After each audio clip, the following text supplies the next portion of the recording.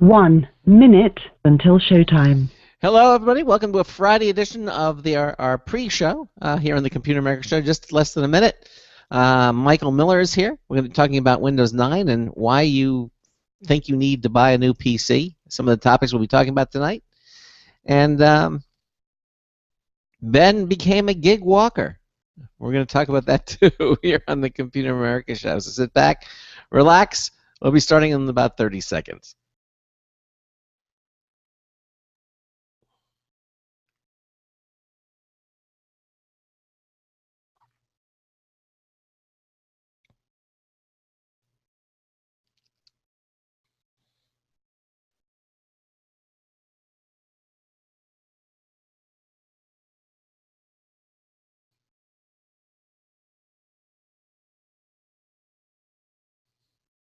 Your show will go live in 5 seconds. 4, 3, 2, 1.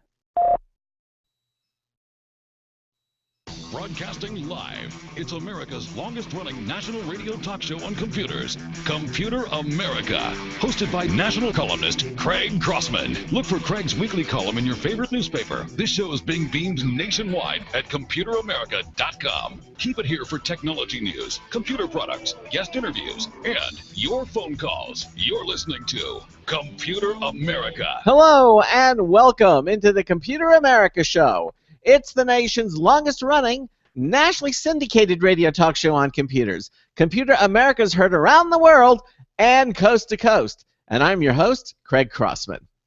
And I'm your co-host, Ben. And it's Friday! Once again, we have made it to the Friday. And, of course, it's going to be a long weekend. Yeah, that's right. Labor Day weekend holidays coming up. Matter of fact, a lot of people took Friday off too. They're taking Friday and Monday off, both. I just saw something big, black and white just walk over behind you. Oh yeah, no, that's something else. The question: is there going to be a live show of Computer America on Monday? No, there will be no live show on Monday. It'll be a best of, but we'll be back on Tuesday. There you go. So. The crowd's really emotional tonight. Yeah, they are, exactly. Well, the thing is, we're getting a long weekend, and we'll have the best of Computer America show play on Monday, and then we'll be back live on Tuesday. It's going to be a long weekend. So, of course, it's Friday. That means we're going to have a show reminder winner of the week. We'll be announcing that probably in the second hour of the show. Another lucky person going to win a really nice prize from our good friends over at Logitech, the touchpad T650. That's a glass surface touchpad, very, very nice. And we'll be giving that away tonight. It's worth about so it's $80. It's worth about $80. Yeah, that sounds about right. Yeah, that's right, exactly. So we'll award that. And so I see you're now in the chat room, and we have a lot of usual and unusual. People in the chat room as well. Oh, they're all unusual. Well, it could be. Let me tell you how to do that. By the way, if you first of all, here, if you have any comments, questions, suggestions, give us a call at 347-884-8881. 347-884-8881. I'll get you on and get you through. Email live LIVE at computeramerica.com. That works if you don't want to call us. You can also join us in our live IRC chat room. Okay, so from our homepage at computeramerica.com, you'll see that right in the middle there says live video and chat. Just click that button. You'll see our chat room window there. Just put in a nickname. That's the name you'll be known by when you go into the chat room. It'll ask you to verify that you're a live person with the CAPTCHA. You put in the number or words in there. Click the connect button, and your browser will bring you right into the chat room. And it works with your standard browser, no Java needed, or you can download one of the clients like Chatzilla or HexChat, and you can. And basically, what those do, HexChat and Chatzilla kind of formats the chat room nicely. You see all your users in a little window to the left, and then you see the chat on the right, and you have your text window. It's just formulated very nicely, and it can be standalone away from your browser. And they're all free. we would highly recommend that you download them. It just makes things a lot simpler to do. But you can just use your own regular chat window if you want. You can do that. And then also sharing that live internet relay chat room, the IRC chat room, is our live streaming video page. And that's brought to you by Otherworld Computing, quality products, expert support since 1988. They're celebrating their 25th anniversary right now. Any PC, Mac needs, PlayStation 4, hard drives, Xbox One, memory, legacy memory, you name it, they have some of the best prices anywhere. They even have installation videos that you can watch. They have their own YouTube channel. They're now award-winning, the award-winning Otherworld Computing. And you can visit them at their website at www.macsales.com for all your computing needs. Check them out. You'll be glad that you did. So I think that's all of the stuff on how to get in touch with us. We've got the chat room, we've got the video, we've got all that. Of course, the audio at Blog Talk Radio. You can listen to us there live. You can listen to us live on the Boost Radio Network. Again, you just go to our homepage at computeramerica.com. We have links to all of these, but you can go to the boostradionetwork.com if you want to go directly to it, and you'll see that we're up and running on there. We're also on the IRN Radio Network. Again, just go to computeramerica.com. You can see all the places you can listen to us live. There's a big red Listen Live Now button. Just click that, and it'll take you right there, and you can hear us streaming live over the Internet. Everything you really need to know about our show is right there on our Computer America website. We try to make it really, really easy. And, of course, that's our brand new, refreshed Computer America website. It's been up now for 3 days, and Yep. And really looks nice. Mike, I know you haven't. You probably haven't taken a look at our website, but it's there. Yeah, it's been a while since you looked at our new website. Did we introduce Mike yet, or did you? We haven't. So we're going to do that now. We'll introduce him now, and then he can make comments. Michael Miller is the author of well over 150 books on technology, such as The Idiot's Guide to Google Plus, My Pinterest, Facebook for Grown-ups, as well as many other subjects too, like The Idiot's Guide to Conducting Music and B2B Digital Marketing. Mike is one of our Computer America correspondents who appears here every last Friday of the month. Mike, welcome into the Computer America show. How the heck are you? I am fine, gentlemen. How are you guys doing tonight? We're doing fine. Doing great. Yeah, I know it's been a while since you've looked at your website, but I got yeah, my website is state of the art 1995, I think, right now. I feel that's how ours was, back then. But they say refresh it every 2 years or so, and so Ben and Aaron have worked on it and have a brand new website up. I have to keep looking at it because when I talk about it, they've made some changes, so I need to adjust what I'm saying to coincide with how you do things now on the website. And it's actually a lot more simple to do it. I mean, with buttons and everything, it's really easy. We're kind of getting away from the pull-down menus and just going to buttons. I think there's only one pull-down menu left, really. I think everything else is just buttons. Just click on them. So anyway, before we get started, we had on our show last night something called GigWalk. I don't know if you're familiar with Mike, but it's a very interesting website where it allows people to make money with their smartphones. Yeah, exactly. And so, this again. and so we had the CEO of the company on last night, and he was telling all about it, how people make money, and anywhere from $5 to $100 to one woman made like over $20,000. She does it full time. She's a super gig walker, but so anyway. Evidently, Ben, you've decided to dabble. Tell us. I understand you're going to become a gig walker. What did you do?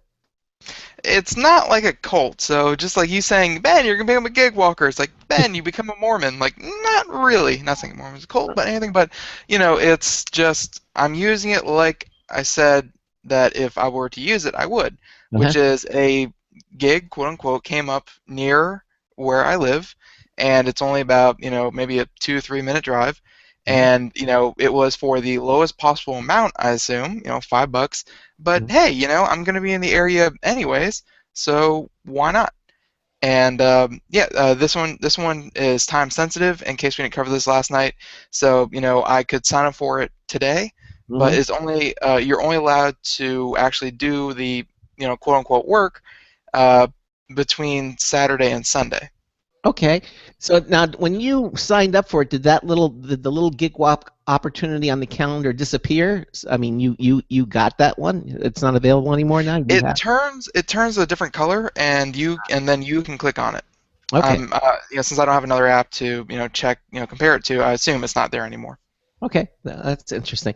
And now, and maybe more and more of these things will show up in your area. I mean, as you say, were you just driving around and it let you know, or you just? I was actually just sitting at home, and it was within 2 or 3 miles, so it just kind of popped up on its own. And it's when I checked last night during the show, there was nothing for about a good 500 miles of me. And Right. then today, it turns out that Red Bull was actually the one to release a new wave of gigs, and I think Red Bull kind of did it across the country, because they have a new product stand going out. So Red Bull just kind of carpeted the whole U.S. with these things. All right, good.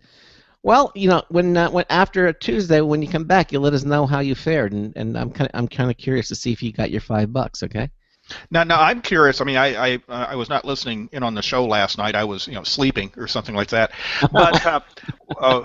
But what exactly is a gig? I mean, after you sign up for it, what do you have to do? Go to a store dressed as a clown, do somersaults, or what's it called?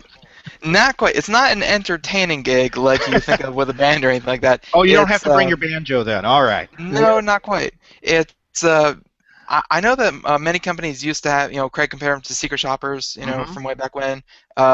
Some companies hire people that will go on the road and actually make sure that, if they get a product stand or if they get, product placement somewhere, they'll send someone out to check it out. And Gig Walker just essentially is a way for companies to kind of crowdsource that work instead of hiring someone to do all the traveling.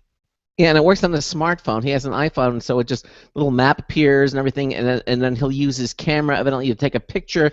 Yeah, it's all done on the app. Yeah, they ask him how many products across on the shelf. You see, 1, 2, 3. Yeah, there's little fine details that you have to consider, but I mean, it's it's all done through the app. Nice little simple jobs. But you're not doing any work in terms of stocking or merchandising or anything. Oh, no. It's mainly just going in, looking, and making sure it's there. And if it's not, you report that, and you go about your business. And then they can go and deal with it themselves. You don't have to go stock it if it's not stocked or something. So like from that. the company standpoint, that it's not replacing their merchandising force or the people they hire out for that. Then this is just more of a follow-up, a checking up on stuff. Exactly. To make sure that the stands and the product placements are going up like they say they are. That's cool, and then he gets paid for it. I guess they put the money right in his PayPal account, right? Yep. And so he might make an additional. You do it. You do 1 gig a weekend, and it pays between $5 and $10. You're going to end up with $50, $60, after a couple of weeks. So why not? So I guess the question is so you got to drive to the store, you got to walk around, got to take a few pictures. So that takes up 15, 20 minutes, half hour of your time maybe. Is that worth it for you after a while? Well, he would probably be there anyway doing that. Exactly. So it's at the Walmart. I'm about to say, we did talk about that super walker, quote unquote, who the super gig walker, who was making 20 grand a year, and I mean 20 grand a year, that's not exactly the best paying full-time job, but I mean she was, I guess, able to do it, and pay for her travel expenses. So it's not going to replace your job even if you go really hard at it. It's just going to give you some extra money if you're in the area. Yeah, get some extra pocket cash. It's a little extra folding money in your pocket. That's the whole idea behind it, and for very little effort. As you heard, like the Walmart that Ben's talking is literally around the corner from where he is. So he was probably going to go there anyway. And if he's there, you can make an extra $5. Why not? And that's what this is about. Again, we had the CEO in the company last night, and Ben said he was going to try it, and everything it is. So I think on Tuesday after we're back on the air, you'll let us know how it happened, what happened. Maybe some other gigs might pop up between now and then too. Who knows, right? So, Craig, did the CEO say what then happens to that information? Presumably, yes. they feed it back to the original product company. Yeah, exactly. Yes, a gig walker is the participant. The gig walk is hired by these big companies to get them data. Now they can hire people. That's the whole thing. So they can hire people to go out there and do all this, but here they're using consumers to report on it that would probably be there anyway, and then they take those numbers and crunch them and see, okay, well, we need to send our our distributor who's normally out there because we don't have enough products showing. I mean, it brings all this stuff to their attention, and so they can actually do something about it, and evidently it's working extremely well for them. So that's GigWalk. That's the actual kind of that they hire GigWalk to get this data for them. The people who participate are known as GigWalkers, and so now Ben can go around. And I guess that was a pretty good summary of last night's show. Yeah, except for the song "I'm a GigWalker, I'm a GigWalker." Yeah, I think we all could have done with skipping that part. Okay. All right. With apologies to who was the name of the group that did that song? I can't remember. I'm a Girl Watcher by the Occasions. O-K-A-Y. Yes. I knew you were. So, well, apologies to the Occasions on that song. Okay. If they get creative, they could actually, incorporate that song into their, their ads, and pay them a royalty or something.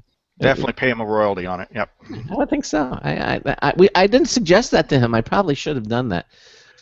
Anyhow, we're here. Michael Miller is here, and we're going to be talking about different topics. And again, now you know how to reach us if you have any comments or suggestions. And so let's kind of lead off with threshold, which is the code word, I guess, for Windows 9. It's interesting. It's called. Everybody knows it's going to be Windows 9. Everybody knows they're going to call it Windows 9. So why do they even bother giving it a code name, threshold?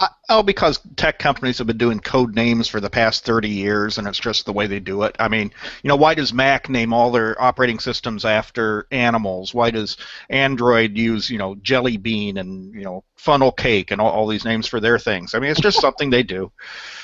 Yeah, except that that was usually when it was a mystery they did that for the mystery, and I guess they're just saying there's no more mystery about it. At least we know it's on Windows 9. But I guess they just do it because they used to do it and they want to keep it up. Well, okay. and technically they haven't announced that they are going to call it Windows 9. I mean, we all know they are, but I mean they could surprise us and call it Windows Me or Windows U or Windows, I think Windows Me is already taken.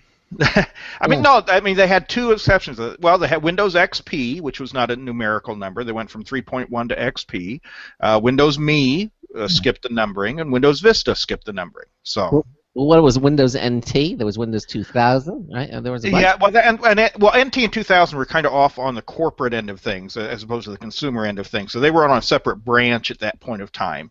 Yeah. So I could almost understand them being named something a little bit different. But yeah, I mean, it isn't always a numerical naming, but. Okay. It's probably going to be. So. If it's not Windows 9, all of us are going to be completely, blindsided because everybody's going to. I think the proper term would be we would all be completely. Flabbergasted. It's not going to shatter anyone's world. Let me put it this way: if they call it something else, everybody will probably still call it Windows 9. They're gonna call it Windows. Please use us again. We're very, very sorry for Windows 8, quote unquote. All right. Well, anyway, I understand you have a update on whatever the hell we're going to call it, Windows 9, and kind of give us a little update what you've got for us. Well, Microsoft's goal with this next version of Windows is basically to win back everybody that they pissed off 2 years ago with Windows 8. They're trying to win back the desktop user base, which is about 99% of their user base. So they're trying to win them back, give people and corporations a reason to upgrade, to update, and to keep using Windows. So, I mean, they really got to make nicey nice here. They've got a lot of sins to overcome on this. So, there's a lot of rumors out, some of which are being stated as fact, but until we see the thing, it's still a rumor. It looks like what we're going to see in Windows 9 is something that resembles Windows 7, but done better. So we're going to see the return of the Start menu, although it's going to be a new and a different Start menu that's going to incorporate, some more graphical elements. We're going to see all those full-screen modern or Metro apps that were introduced in Windows 8 now all of a sudden be able to run on the desktop in a window. So you don't have to run them full screen. You can run them on the desktop. Some accounts tell us that we actually will see the removal of the charms bar. Now, if you've never used Windows 8, you don't know what the heck we're talking about here. But in Windows 8, because it was meant to be a full screen, touch screen-based experience, well, how do you get into it and do stuff? Well, they had a little thing you could swipe over from the right, which is difficult to do if you don't have a touch screen machine. But you can swipe from the right, and you get these what they call charms along the right-hand side of the screen.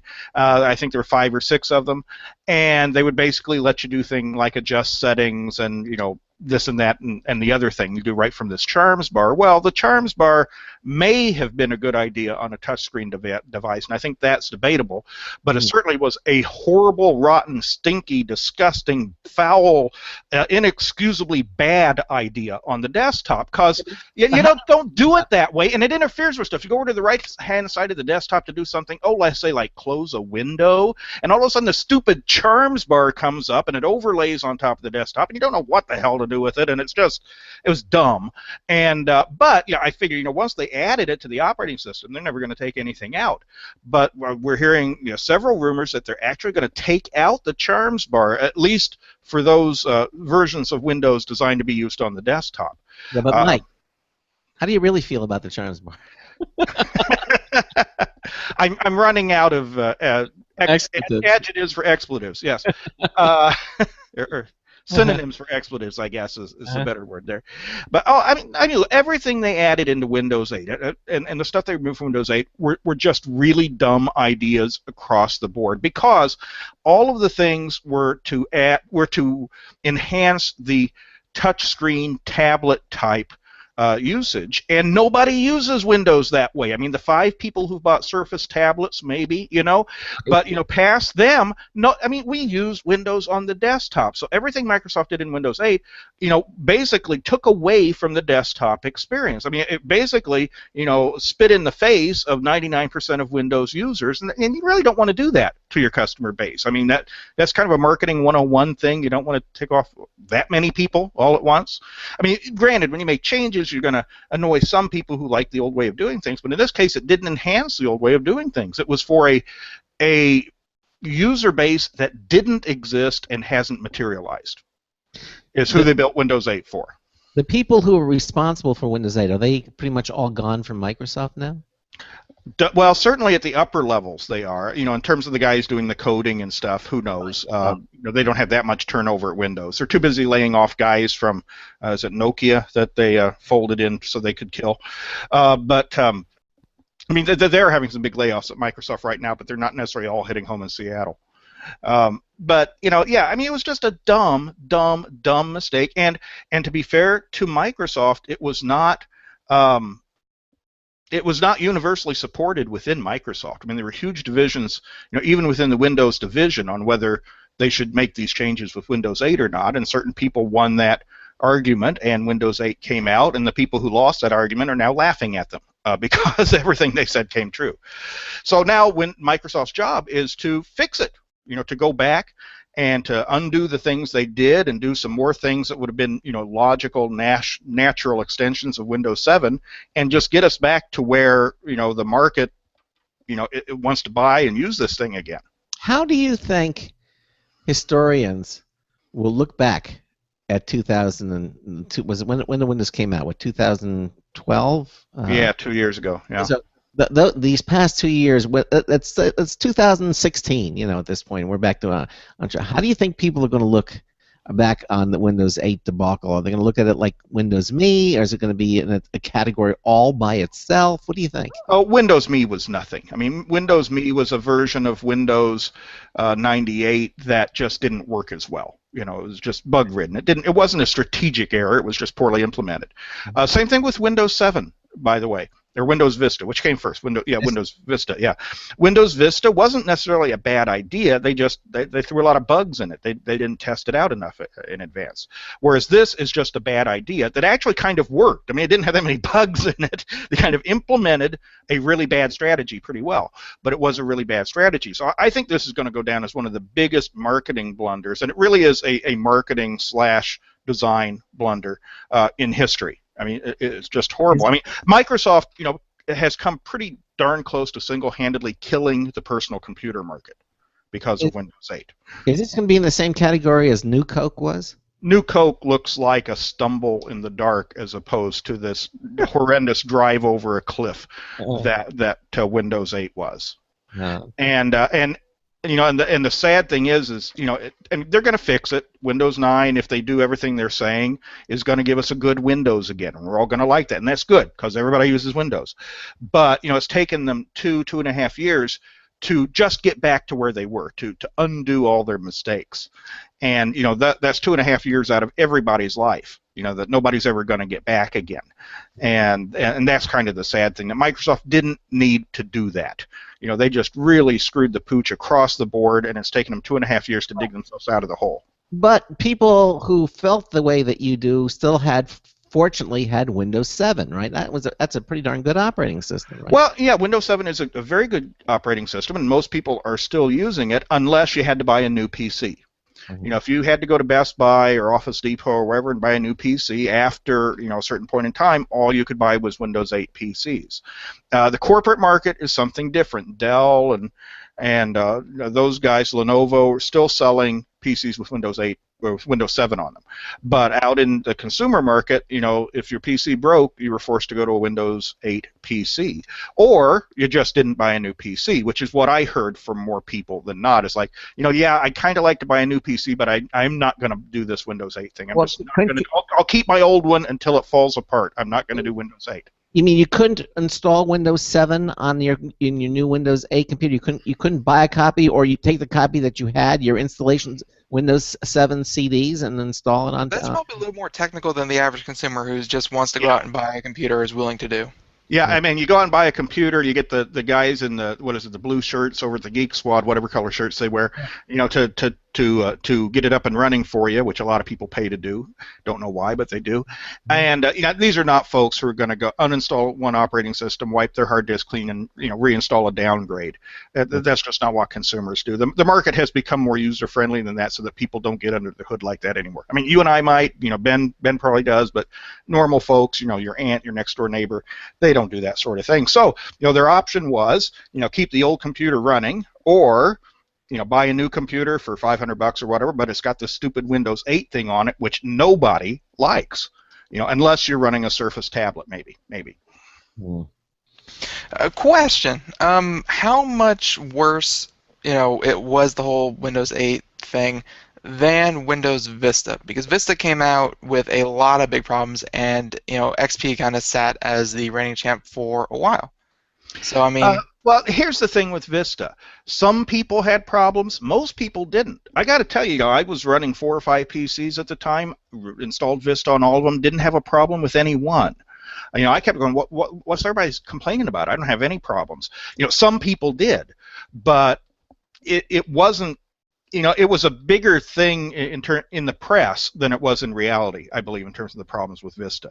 Now, that said, the perception of that can keep people from buying, especially corporations. But you have to remember, corporations, big corporate IT departments do not go out and buy, the latest, greatest operating system on the day it's released. They don't upgrade that way. They will upgrade 2 years after it's released, or 4 years after it's released, or 10 years after it's released. Maybe some of them still running XP. So, there was bad press around Windows Vista. It probably kept some people from buying, but it really didn't affect the market the way Windows 8 has. I mean, you did not see a huge drop in PC sales because of Windows Vista, which you did see because of Windows 8. Okay. All right. Okay. Yeah. All right. It just seems like Windows has a cycle, a very known cycle of good, bad, good, bad, good, bad. Yeah, and the bads keep getting worse. But then again, Windows 7 was a pretty good too. But yeah, that is that does seem to be a sad cycle that they have. You can look at it that way. You can say, every other time they just stumble and screw up, or you can say, hey, they're really good at fixing their mistakes because they have a lot of experience at it.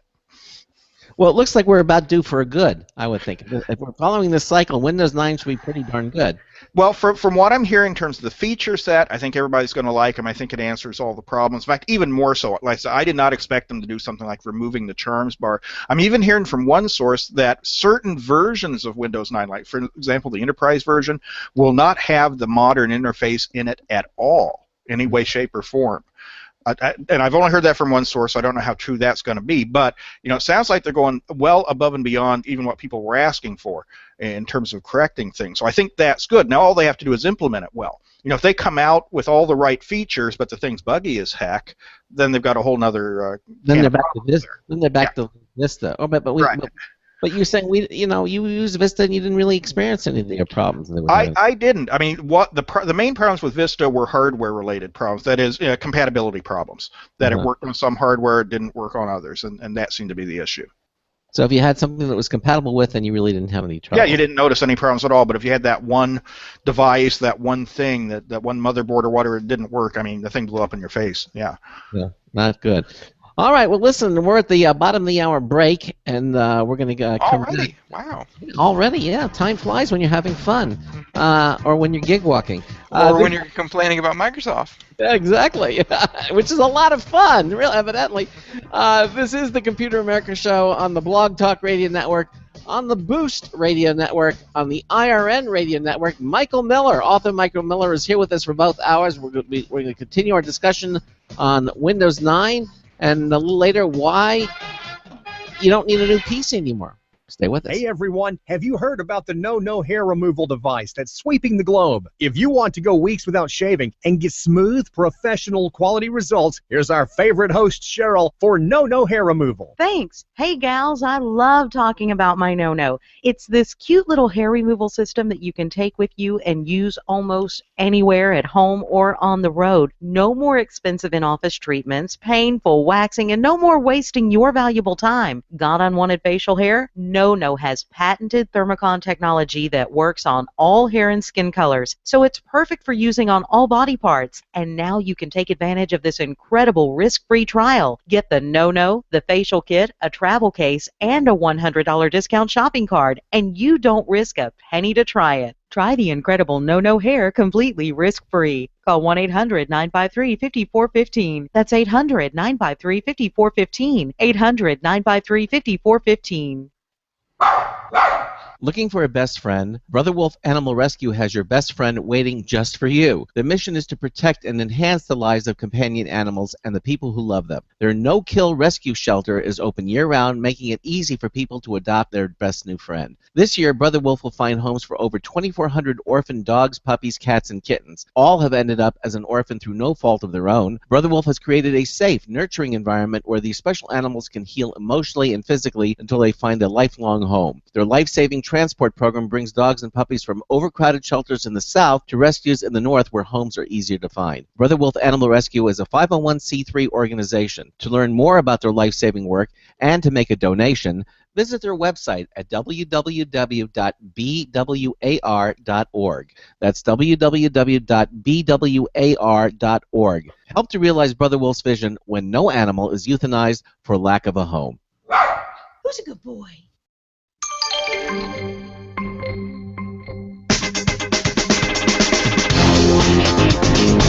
Hello, this is Marty Winston for Computer America with a News Tips Bulletin review of the Octa Tablet Tail Monkey Kit. I apologize, but when they get clever with naming things, you're just going to have to listen extra hard. The Monkey Tail is a stiff, rubber-shrouded, flexible pipe. It attaches to a suction cup dock in the Octa Tablet Tail Monkey Kit. The dock is a hemisphere with a 3.5-inch diameter suction cup and a finger pump that attaches it to the back of a tablet or any other airtight flat thing. A swivel lock lets you hold onto a desired azimuth. The tail coils into a stand base or a pipe hugger or whatever else you can work out. It does a tablet, though with its size so much larger than a tablet and its weight a bigger multiple still.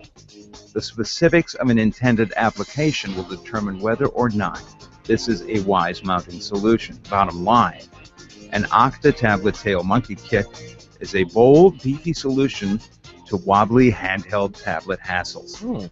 This is Marty Winston with a News Tips Bulletin Review for Computer America.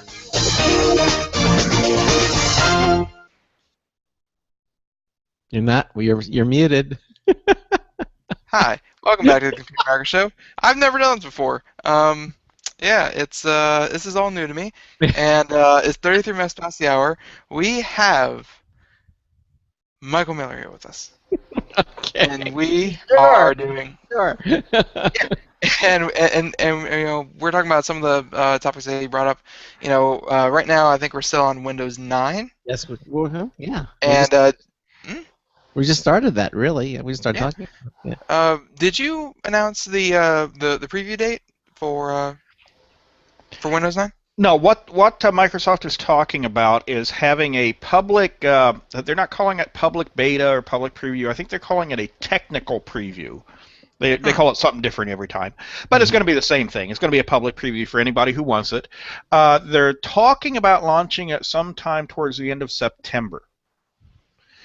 So presumably on that date, if you're running Windows 8 or 8.1, you can go to into the Windows Store or on the Microsoft website and download the preview version of Threshold. One interesting thing about this is if you agree to do the technical preview, agree to run it, you also would agree to have Microsoft push out monthly updates to the preview. Now that's something they haven't done before. When they've typically done, these Windows beta previews, they've been programs that sometimes run for 6 months, and maybe you get one update in the middle, maybe. But most of the time it's kind of a pretty solid thing that's pushed out, and then you get the real thing. Now they're talking about pushing updates to the preview out on a monthly basis. So, one, that will keep the preview getting updated with bug fixes and stuff like that. That's a good thing.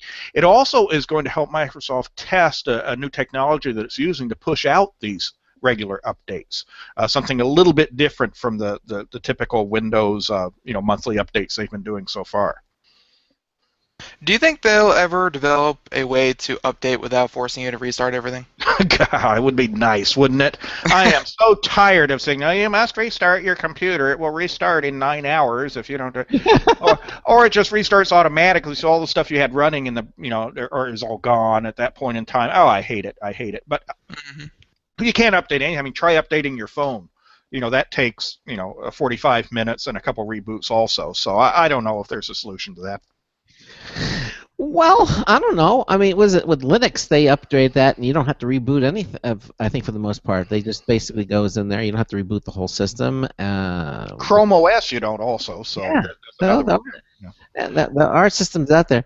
Now, what is the story you put in the chat room? Microsoft's threshold goal: win over Windows 7 holdouts. What is this? Yeah. This basically, it gets you in the mindset of what the people at Microsoft are thinking right now. That they've obviously realized that they've screwed the pooch big, or their predecessors screwed the pooch pretty big with Windows 8. That a lot of people still using Windows 7. They want these people to upgrade to the next version. So this is their goal with Windows 9, is to do whatever they can in terms of feature set and support and pricing, which is something else to talk about, to get people to upgrade from Windows 7. Presumably, most people have upgraded from Windows XP right now, and they've upgraded from XP to 7. So the next goal is to get them off of 7 and onto the next version. Did you hear that? We did a story last night where some guy is actually providing an update. A service pack. A rogue vigilante updater has taken matters into his own hands and has pushed out a service pack 4 for Windows XP. Yeah. Well, Windows XP was good, and I've said this before, that if you are a small business, a company, small organization, whatever, small office, and you're running, a custom developed app. You're a dentist's office or your law office or whatnot. You've got an app that's written specifically for you or for your profession. Mm-hmm. And if it's running, why do you want to change? I mean, you don't. You want it to keep running. I mean, your company's supporting that version of the app. So, and if that app's running on Windows XP, what impetus at all do you have to upgrade from Windows XP? All you care is that one app. That one app that you run your entire business on, it's a database app, it's an inventory app, whatever it is, it runs on Windows XP. Why would you upgrade? And break it, essentially, to anything, to Windows 7, to Windows 8, whatever. Yeah. I mean, that's a reality of life today, that a lot of companies run one app, essentially, for the entire company. It's a purpose-built app, and that's all they care about. That and email, and other than that, all this other stuff doesn't matter to them. They just need their business to run on a day-to-day basis using that application.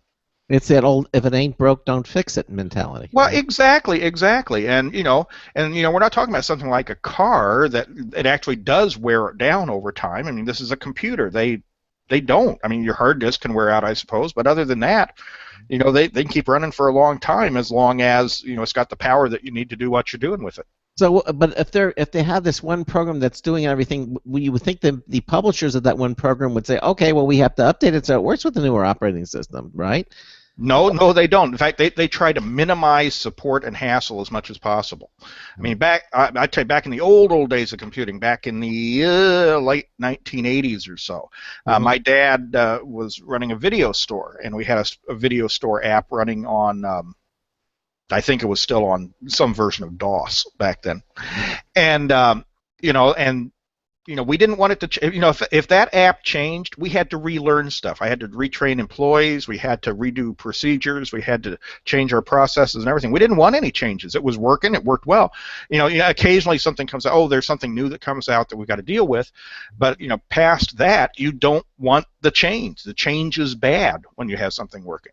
So you were running in DOS, and then they came out with this crazy graphical user interface called Windows, and you had to relearn the videotape. Well, no, they didn't. They didn't update the program. They didn't. It just ran in DOS. Yeah. Okay. They didn't need to update it. It did the job, right? You didn't need it to be fancy looking with colors and movable windows because it just did the job the way it did before. Yeah. Yeah, exactly. So how many years after did they run that until? I don't know. My dad got out of the video business in the early '90s and was still running that same app. Wow. So, yeah. There you go. All right. But that was in a simpler time. Now I don't think you can do that anymore. Get away with that. But they are. Again, go into your local law office or medical office or whatnot and see what operating system they're running. Yeah. What was it? It's XP. Yeah, or we had the attorneys are using WordStar. Yeah, because they got all the macros memorized to do all the underlying and citations and stuff. Yeah.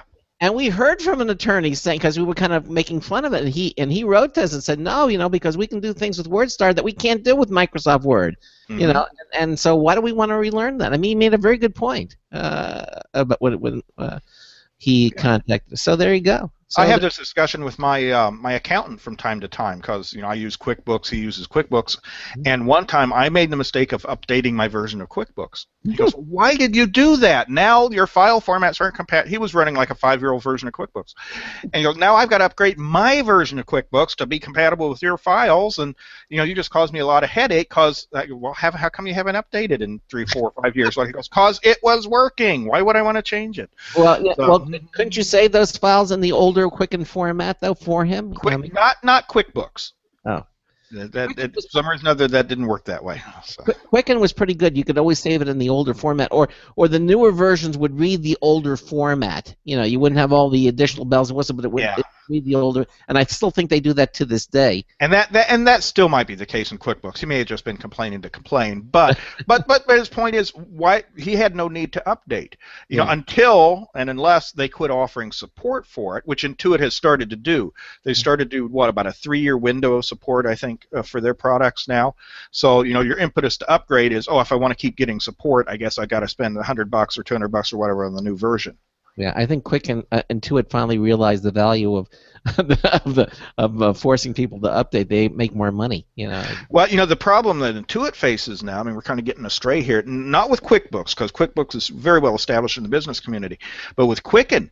Is people aren't doing their finances in Quicken anymore. You don't need to. You've got online banking from your bank, which does a major part of it. You've got online bill pay from all different places, and even Quicken, even Intuit has gotten into the online game. A couple of years ago when they purchased Mint, which is an online personal finance package.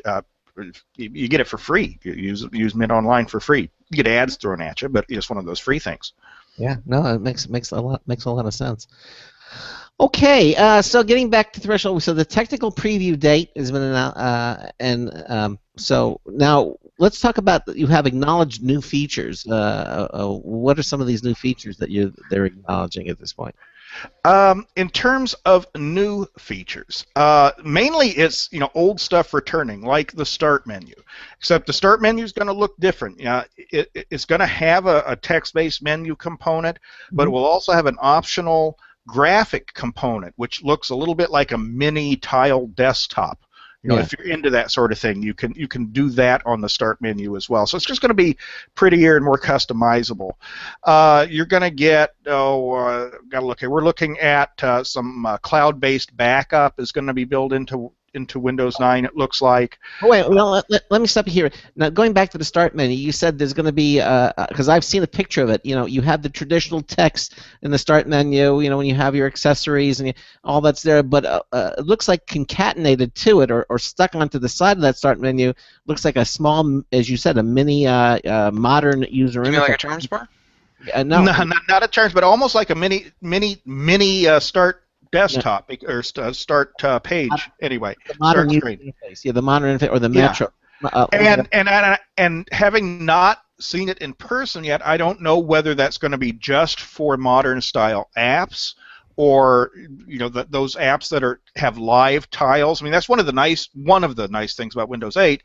One of the few nice things about Windows 8 is these tiles that they put on the start screen can be live. So you can have, your weather tile can show you your current forecast. Your social media tile can show you your latest posts from your news feed on Facebook or Twitter. So there are advantages to that. So I'm thinking that this graphical component of the start menu will be the live tile. So that as you open up your start menu, you'll be able to access apps, but also see, oh, here's the weather, here's the stock price, here's the latest post from Twitter, as the case may be. Well, that might be nice. Yeah. I mean, again, the goal is not just to go back to Windows 7, but to make this an update to Windows 7. I mean, in a way, Windows 9 is going to be what Windows 8 should have been. It's almost like Microsoft lost a generation here. They've taken a step backwards by about 2.5 years. The stuff they're doing in Windows 9 should have been done 2 years ago for whatever Windows 8 should have been back then. Right. And now what we should have been talking about, what they're now going to talk about 2 years from now in Windows 10. They've lost a couple years in the whole scheme of things. I mean, this is something nobody's talking about. Okay, so they do this with Windows 9, and it gets fixed, blah, blah, blah, we love it, etc. But then what comes next? What do they add to Windows 10? Okay. And I haven't heard anybody talk about that, and I have no idea myself what would be coming in Windows 10. Well, Windows 10, if they're following the pattern, is going to be another 2 years. We're talking about 2018 probably. Yeah. All right. And it'll probably suck and will make your computer implode into a black hole. So, but they'll fix it in Windows 11. So. Oh no. Okay. All right. So we're talking about acknowledged new features that you started talking about the cloud. You and I cut you off. So why don't you continue on? Yeah, I mean, they're talking about some cloud-based backup. They're talking about virtual desktops, more virtualization. They're talking about the addition of what do they call Microsoft's version of Siri? Cortana. Yeah, they're talking about perhaps adding that into Windows 9, which would be interesting. Again, these are all, if you think of this as an extension beyond Windows 7, these are all things that kind of make sense. Of course they do that in the next version of Windows past version 7. Of course they do that. In terms of things they're taking out, we talked about they're taking out the charms bar. It looks like the version it looks like what you're going to see when you start up with Windows 9 will be dependent on the hardware you're running. If you're running a normal desktop or laptop PC, you're going to see the desktop. You're not going to see charms bars. You're not going to see modern full screen apps. You're just going to see desktop stuff. If you're running on a Surface Pro or a hybrid, you're going to see something a little different. You might see the start screen on those devices. Probably without the charms bar. It looks like they're taking the charms bar out completely. But you will see the start screen on those devices, and you won't see the desktop. Because this is the other complaint about Windows 8 that not too many people are making, because not too many people are running Windows on a tablet. But if you are running Windows on a tablet, you're forced to use the desktop half the time. Because the control panel is still in the desktop. A lot of configuration is still in the desktop. File management is still on the desktop, not on the modern interface. So it's the being forced to go from one environment to the other environment, which was really the huge mistake here for everybody. What it sounds to me like is that Windows 9 is going to self-configure itself depending upon what hardware you're using it on. Exactly. Now, you will probably still have the option of going in and reconfiguring. If you really, run a desktop PC and you really like the start screen, you could probably configure it to do that. But by default, you're going to see a desktop version of Windows. Okay. And that's the way that it should be done. In other words, give people the choice. Give them the option of changing it to what they want. And don't say, no, you can't do that. That's bad for you. No, don't do that.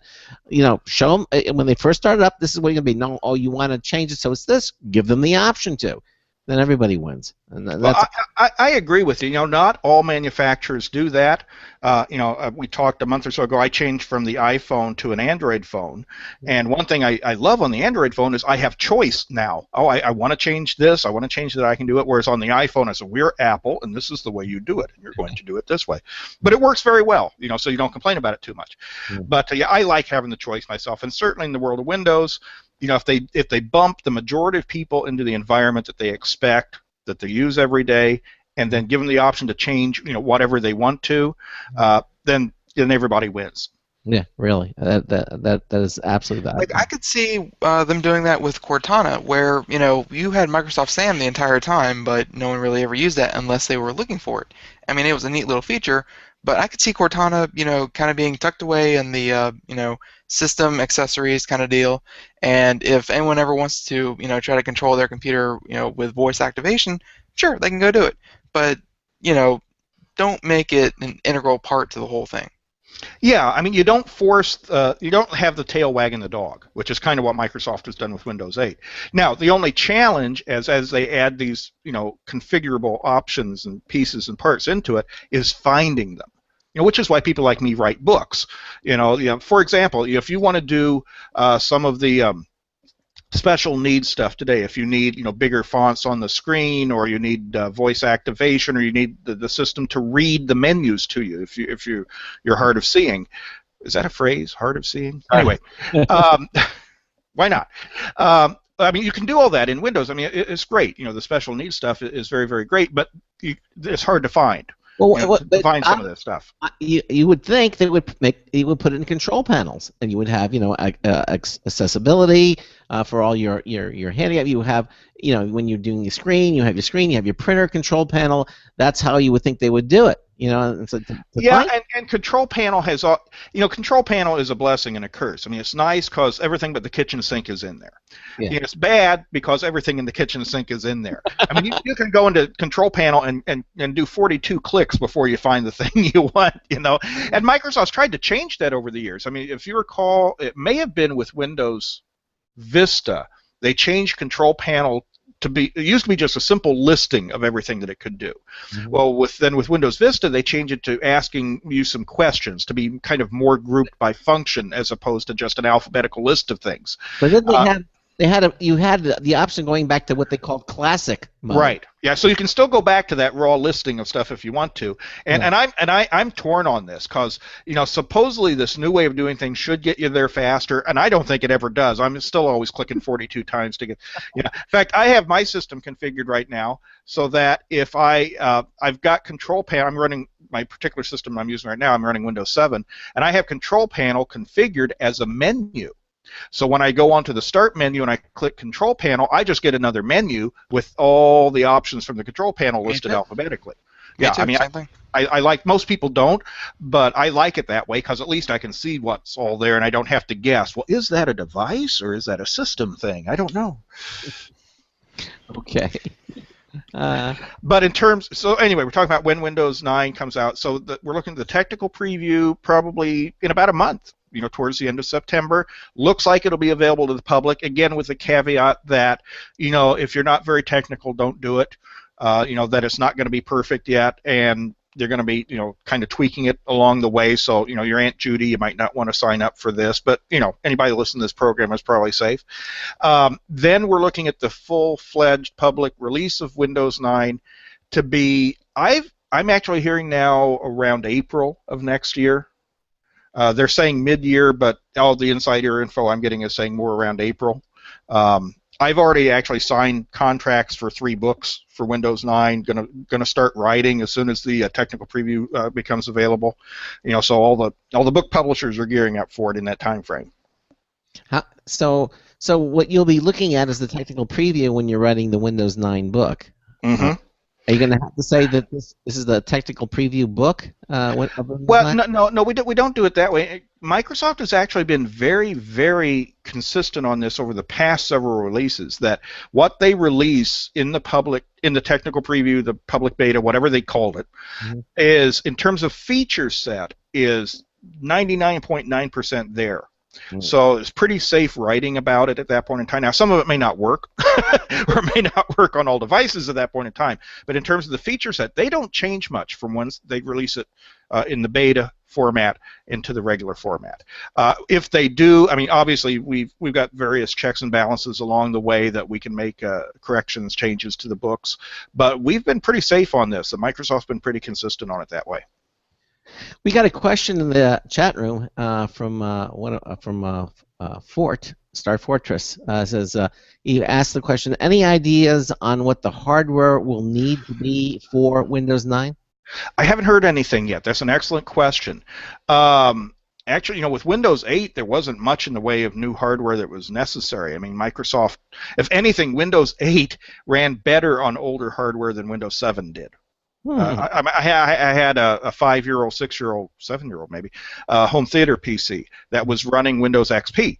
I never even upgraded it to Windows 7, and I did upgrade it to Windows 8 because I kind of knew this behind the scenes, and it made that old junky piece of hardware run faster.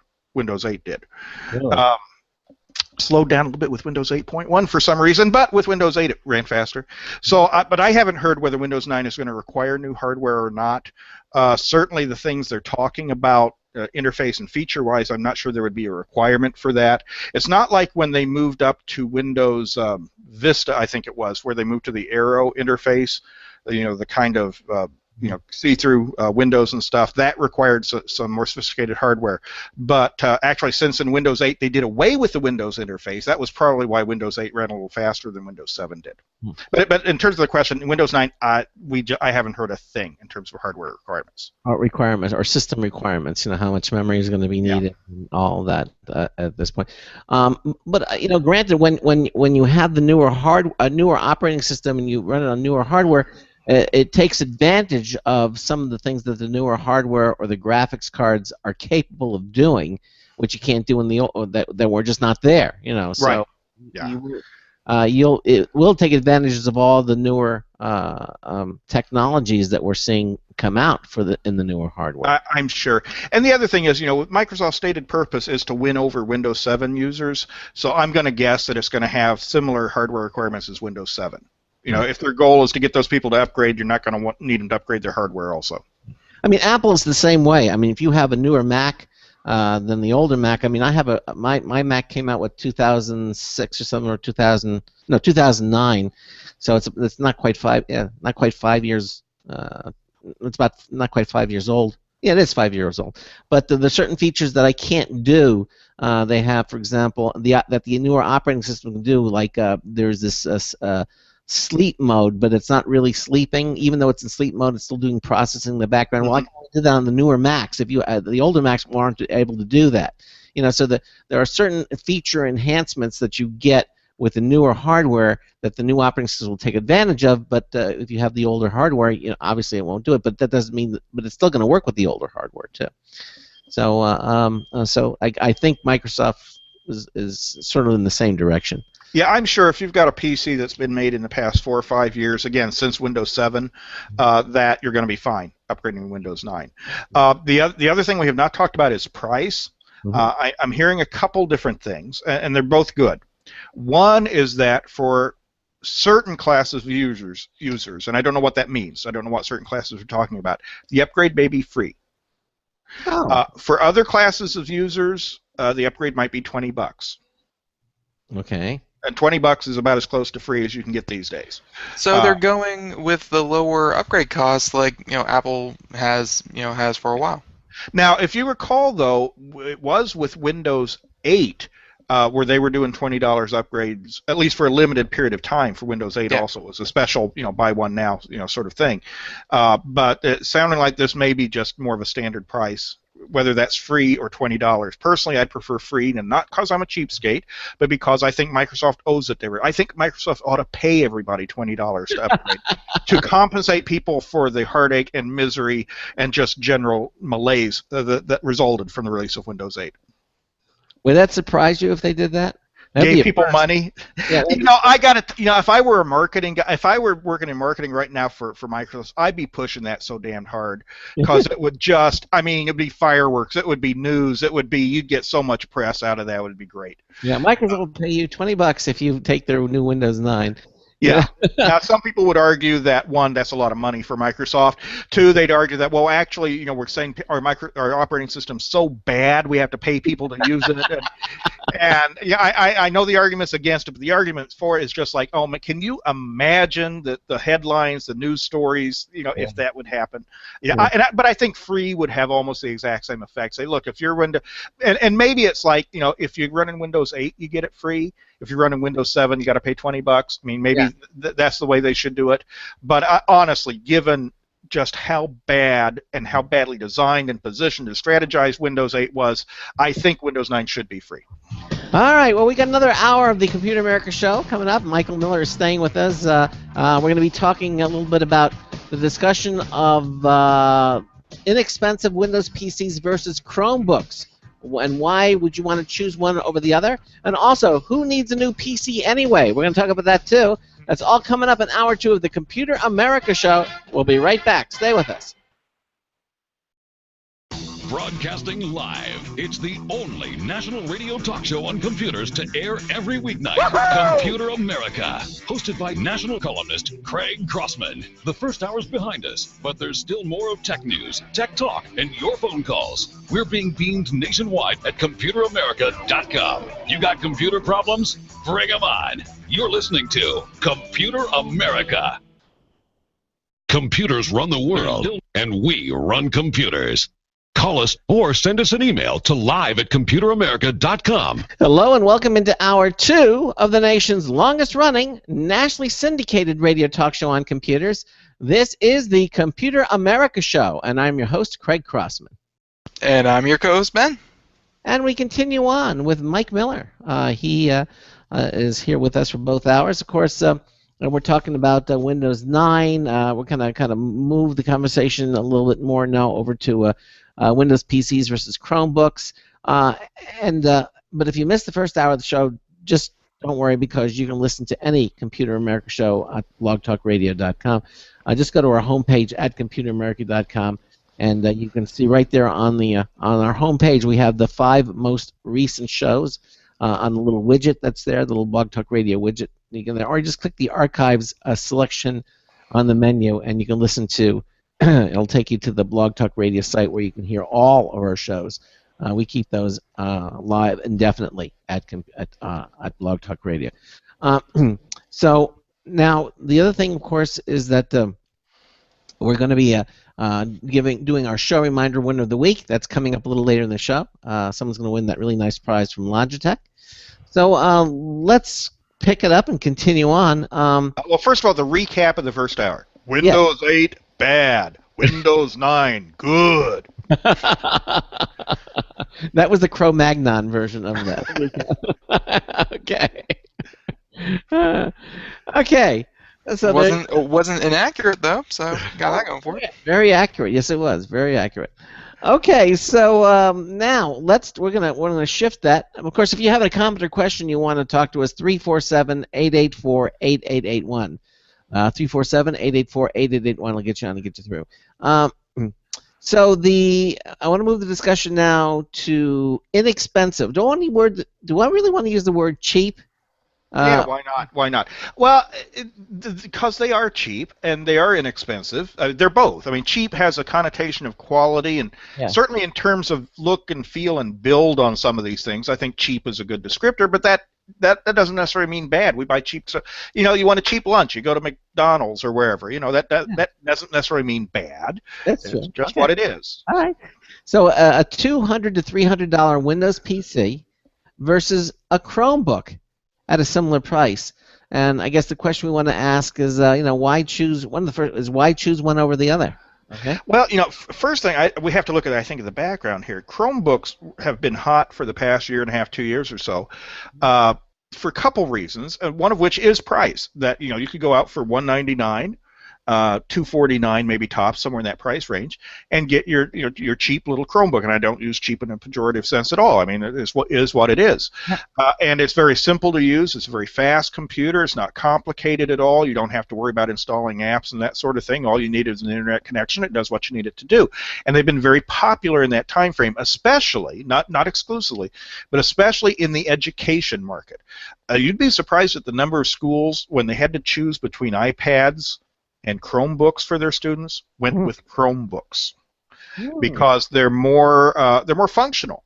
They're more productivity machines than the tablet is. I mean, my grandkids are in a school district where they give all the kids iPads, and unfortunately, in addition to the educational apps they also have Minecraft and Box World and all these little games on them also. So there's this stigma behind the tablet. There's more of an entertainment device than it is a productivity device. Well, a Chromebook is like a tablet with a keyboard. Let's face it, but that keyboard makes it more of a productivity device. So a lot of school districts, in fact, the big one.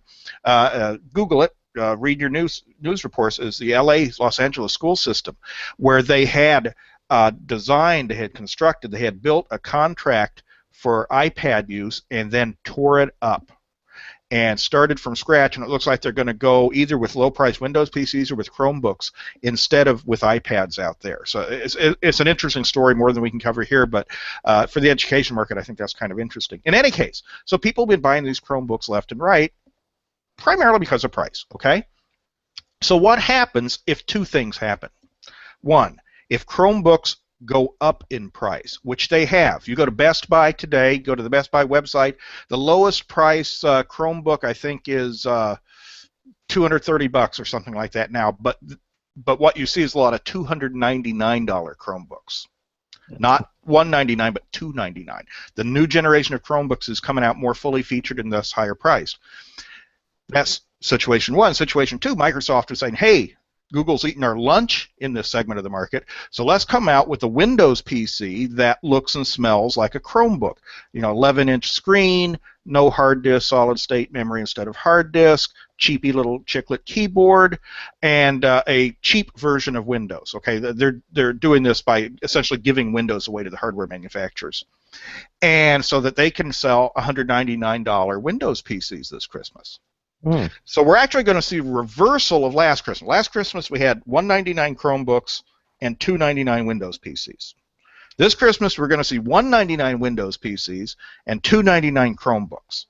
Now, how do you think things are going to shake out in that regard? Is it all price, or is there something else that might work in the Chromebook's favor? Okay. I think it's kind of apparent. Don't you? I mean, isn't it the almighty dollar that rules? I mean, the cheap. Well, it's going to come. We're going to find out whether Chromebooks were successful because of price or because of something else. I mean, because let's face it, the $199 Windows PC, it's still going to be a Windows PC. It's still going to be slower than CRUD. It's going to take forever to boot up. It's going to have lots of problems, and you're going to still have to buy hardware or software, that is, to run on it. Okay. I think that's actually one of the one thing going for it is that we say it all the time on the show, the more money you can throw at a computer, the longer it'll last. But I think with these Chromebooks and these netbooks to a lesser extent, they were so cheap, honestly they're only going to last you a year or two before the hardware is just going to start sucking. Because it seems like with a tablet, the tablet is a tablet, and you can probably keep that. I know people are still using tablets 3, 4, 5 years down the road, but with a full-fledged computer, you're going to want that horsepower, and if you got it cheap, it's going to kind of run its lifespan a lot quicker. So maybe where someone bought the $200 Chromebook last year, they're going to be looking to upgrade to a $250 Chromebook this year. Well, I think that's an interesting premise, but I'm afraid it may be wrong. I see more people keeping their Chromebooks the same way they keep their tablets than they do with Windows machines, because computing power isn't part of the factor. I mean, they're buying these Chromebooks because They don't need all the power. They don't want all the power. They just want to, go on Facebook. They want to send email. For the old people still using email, not you young kids, of course. But they're using it for Facebook. They're using it for Twitter. They're browsing websites or maybe watching Netflix, and that's it. They're not using the power, so they don't need the upgrade. In fact, I think this is a mistake that Samsung and HP and the other Chromebook manufacturers have made this year, is they've come out with more powerful Chromebooks, thinking that for some reason or other that's what people wanted, and I'm not sure that's the case. In this regard, I think the Chromebook is a lot more like the tablet. And you brought up an interesting point, Ben, that people are keeping their tablets longer.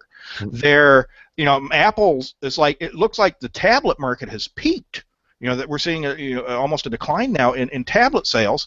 Why? Because people are not upgrading their tablets. They got a 2-year-old or 3-year-old iPad, and it's fine, and it does what they need. They got to delete some apps every now and then to make room for new apps, but that's about it. And it's almost like, okay, the tablet market, is it saturated now? It might be. So they're not upgrading. Well, is it just tablets last? I mean, the people are happy with their tablets. They're not upgrading them as. They're not tossing them out when there's a new model. I'm going to toss this one out. They're keeping it. I have to see it like it's maybe if you have a digital camera or something like that. With a laptop or computer, it's always good to get newer hardware because newer programs are coming out for it all the time. But when you have a dedicated device, that thing is going to last until it breaks. With the camera, as long as the pictures are still of decent quality and it still takes pictures, you're going on that. With a tablet, most tablets, if it's in the iTunes store, it's probably going to run on your tablet. Maybe with the older tablets, it might run a little bit slower, might make it heat up a little bit more, but it's still going to run. So, as long as it's a dedicated device and it's still working for that, dedicated activity, you're going to be fine.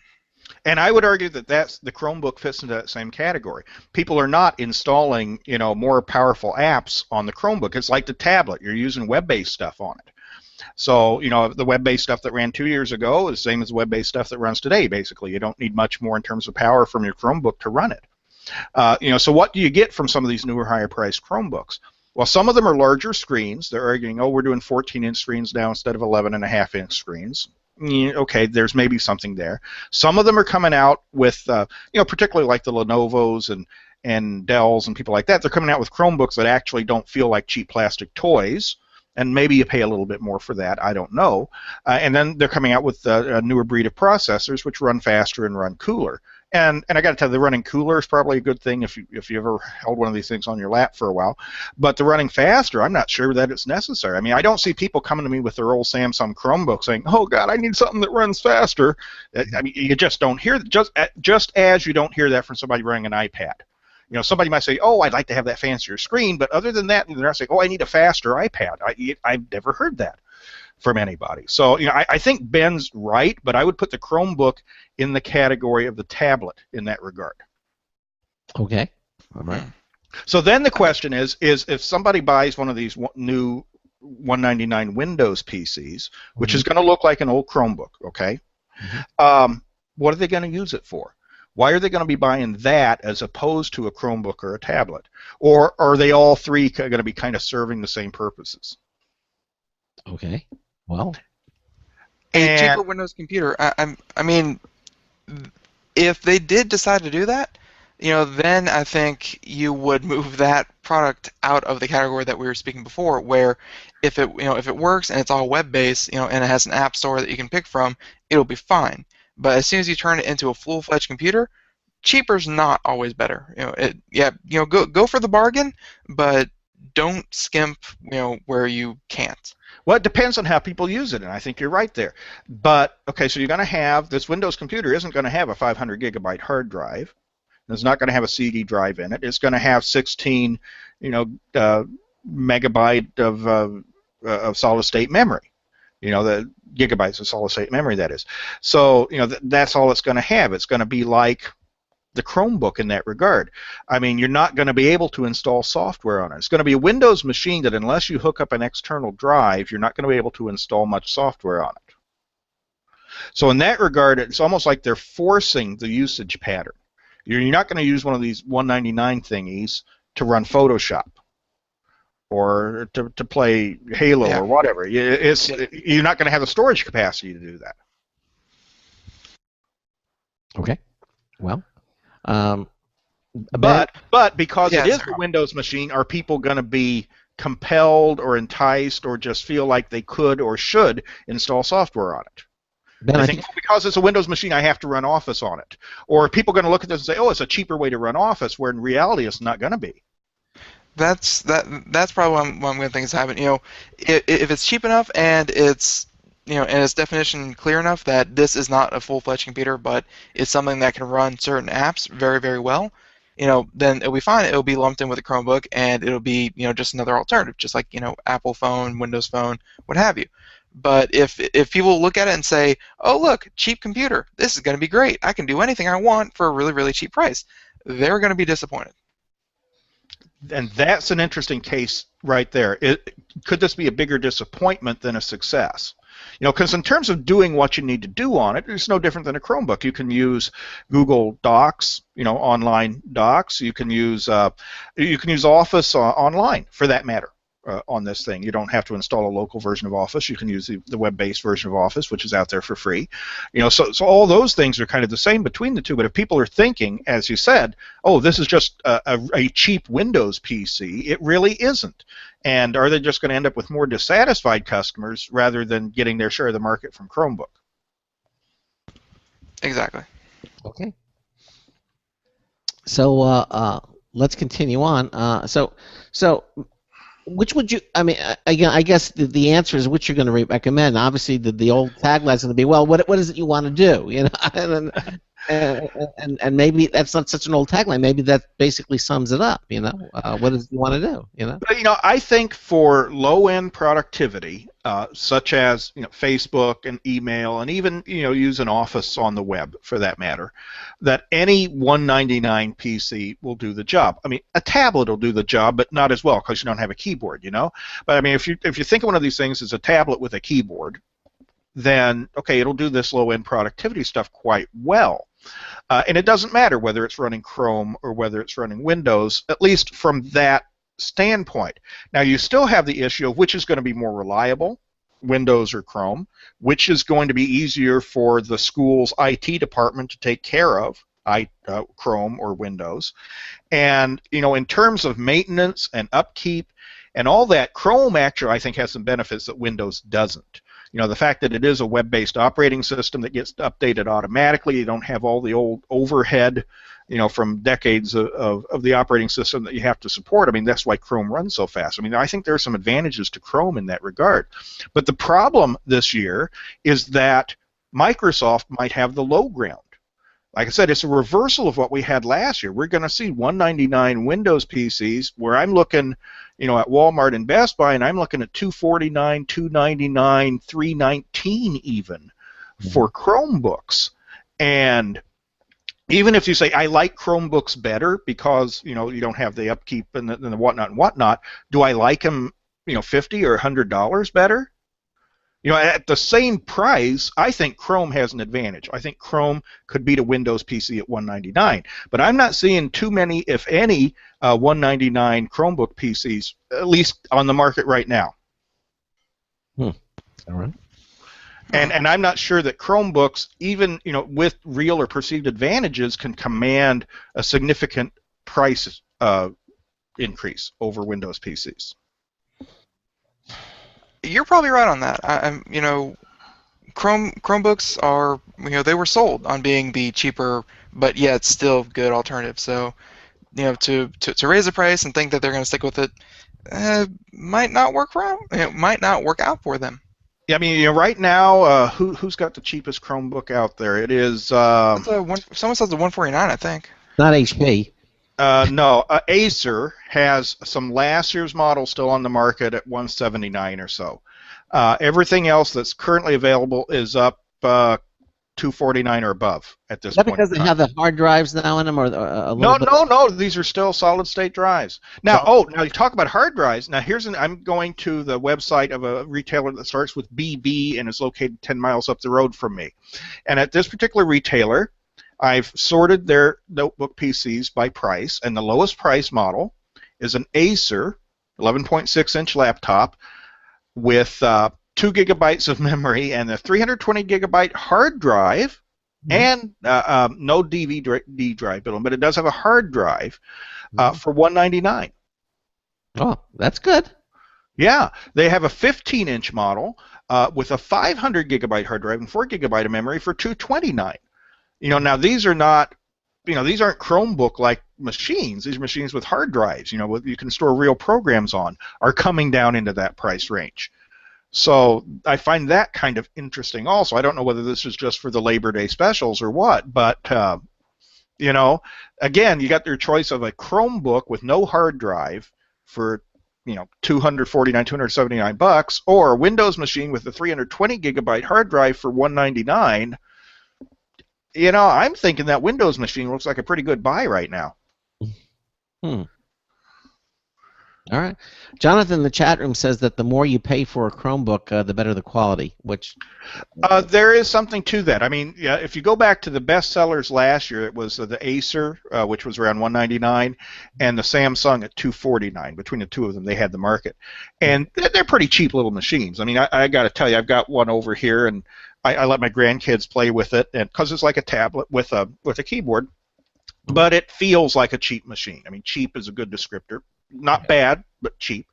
And it is true when you're getting HP and Toshiba and Lenovo, companies like that getting into the Chromebook market, yeah, they feel more substantial. There's more metal, less plastic, and that sort of thing. And I think that is a factor. But how much is that worth?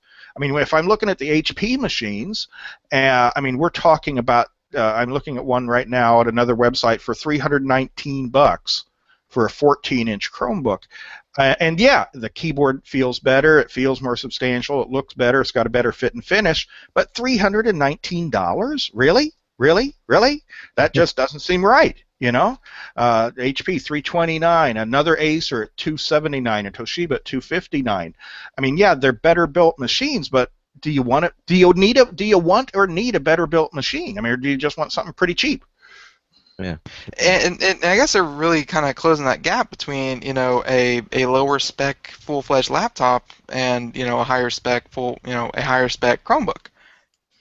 Yeah, I mean it's almost being inversed. You can buy your 11-inch Acer at $199 or your 14 Windows machine at $199, or you can spend $279 on or $319 even on an HP Chromebook. It's almost like once the big boys got into the Chromebooks, they kind of changed the equation. Because I don't think HP likes selling cheap machines that much. Well, remember they came out with that really expensive Chromebook. I mean, Google. I forget. I don't even know who made it for Google. They never really announced, and I'm sure they sold about 3 of them nationwide.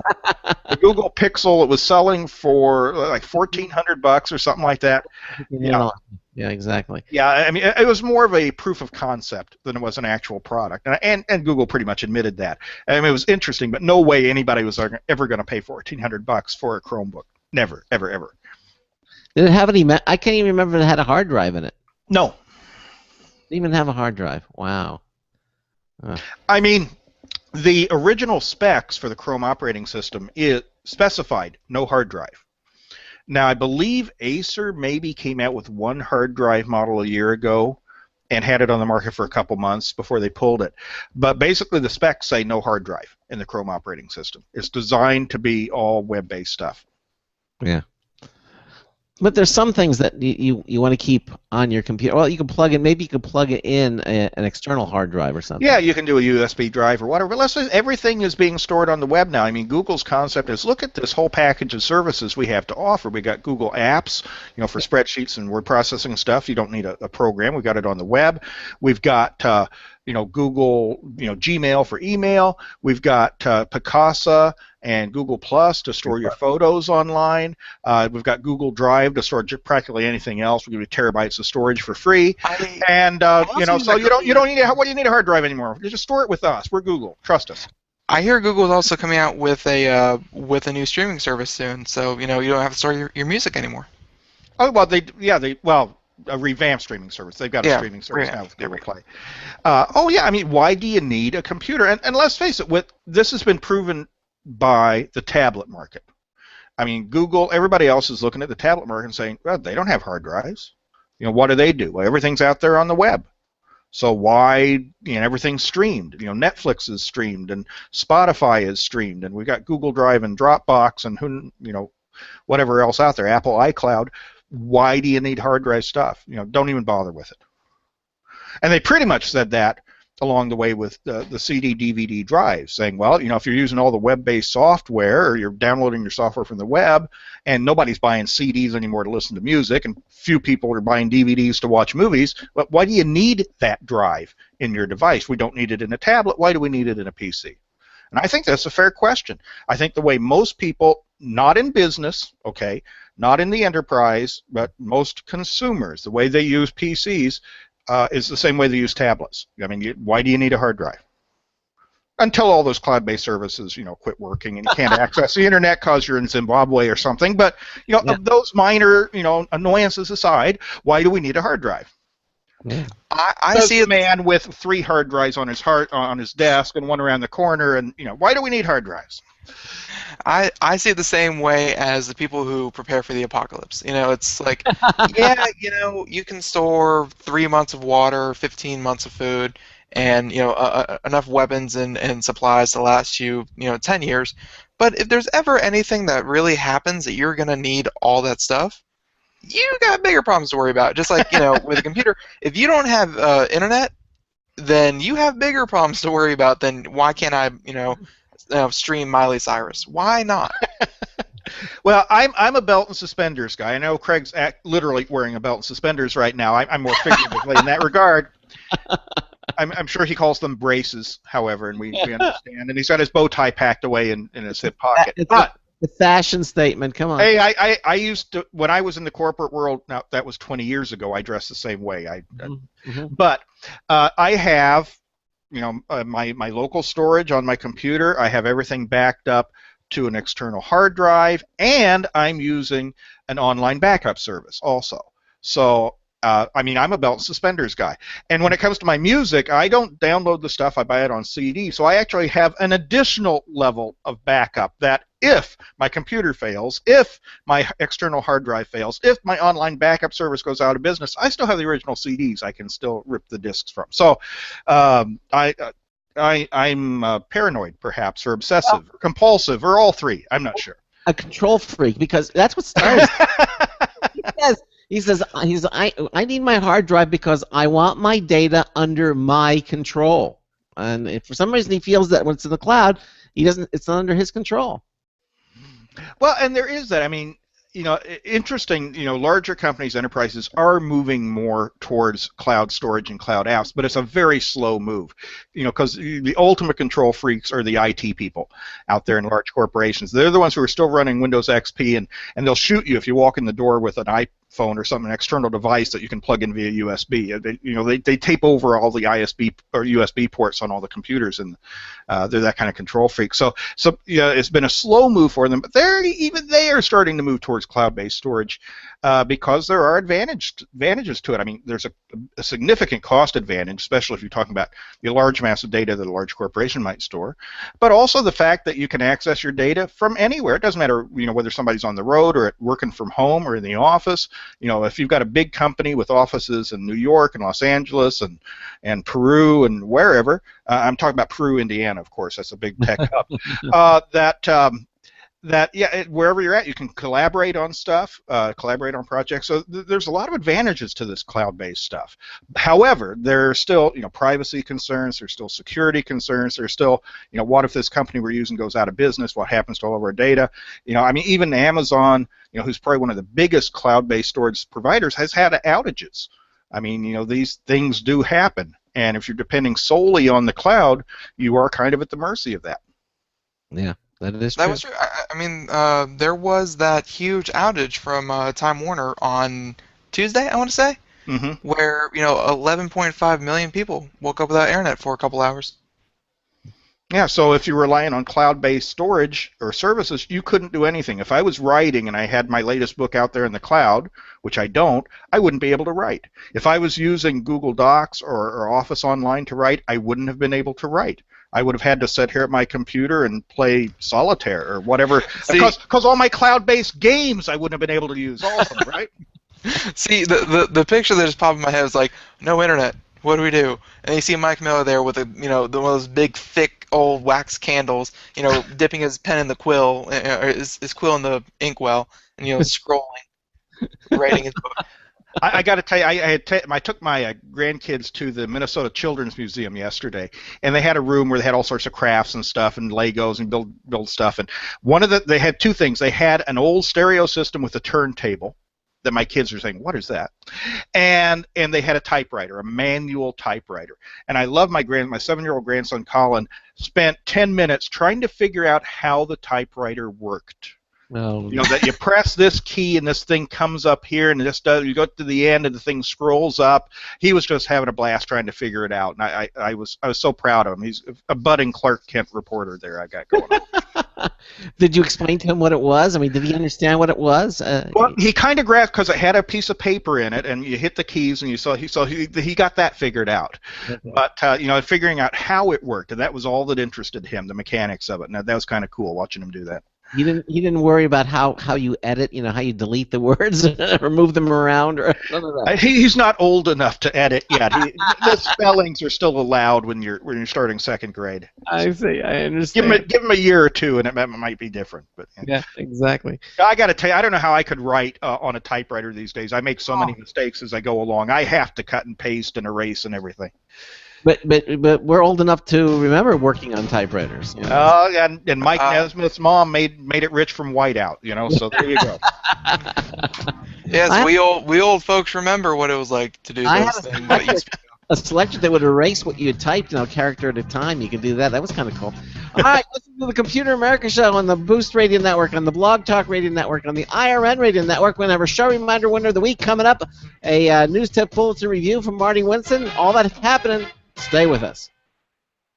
This is a special alert to all Americans who own a vehicle with less than 120,000 miles with an auto warranty about to expire or no warranty coverage at all.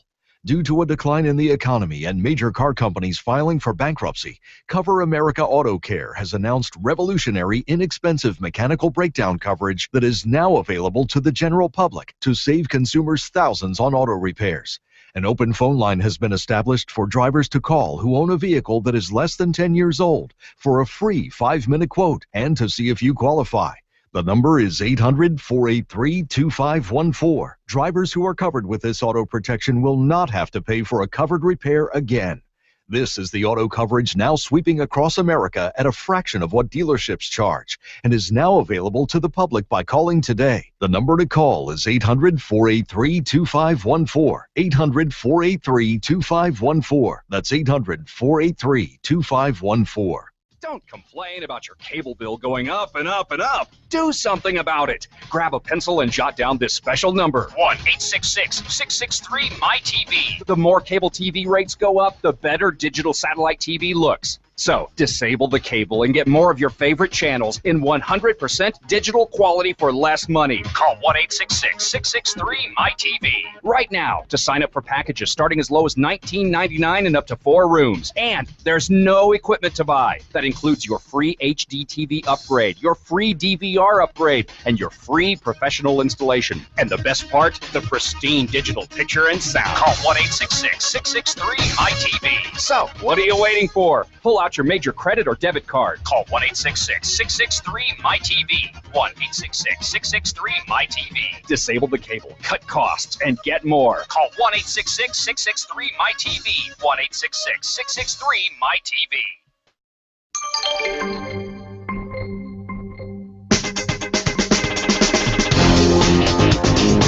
Hi, this is Marty Winston for Computer America with a News Tips Bulletin review of the Klecker Graphite knife. Now, doing hundreds of reviews every year means getting in hundreds of boxes every year. And knife makers tell us that opening boxes is a leading use of knives overall.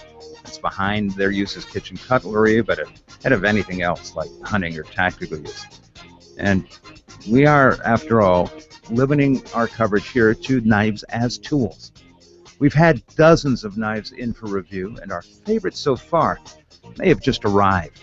The Klecker Graphite from CRKT. That's standard short abbreviation for the Columbia River Knife and Tool Company.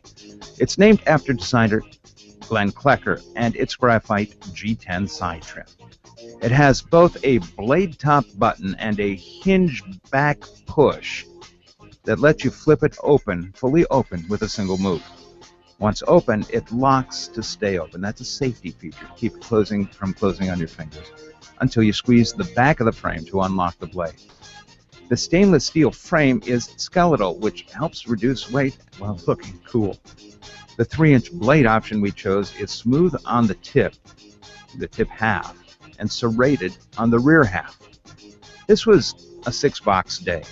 It took fewer passes with this knife than with the other very good knives we've been using. Bottom line, the Columbia River Knife and Tool CRKT Klecker Graphite Knife is one cool tool. This is Marty Winston with a News Tips Bulletin Review for Computer America.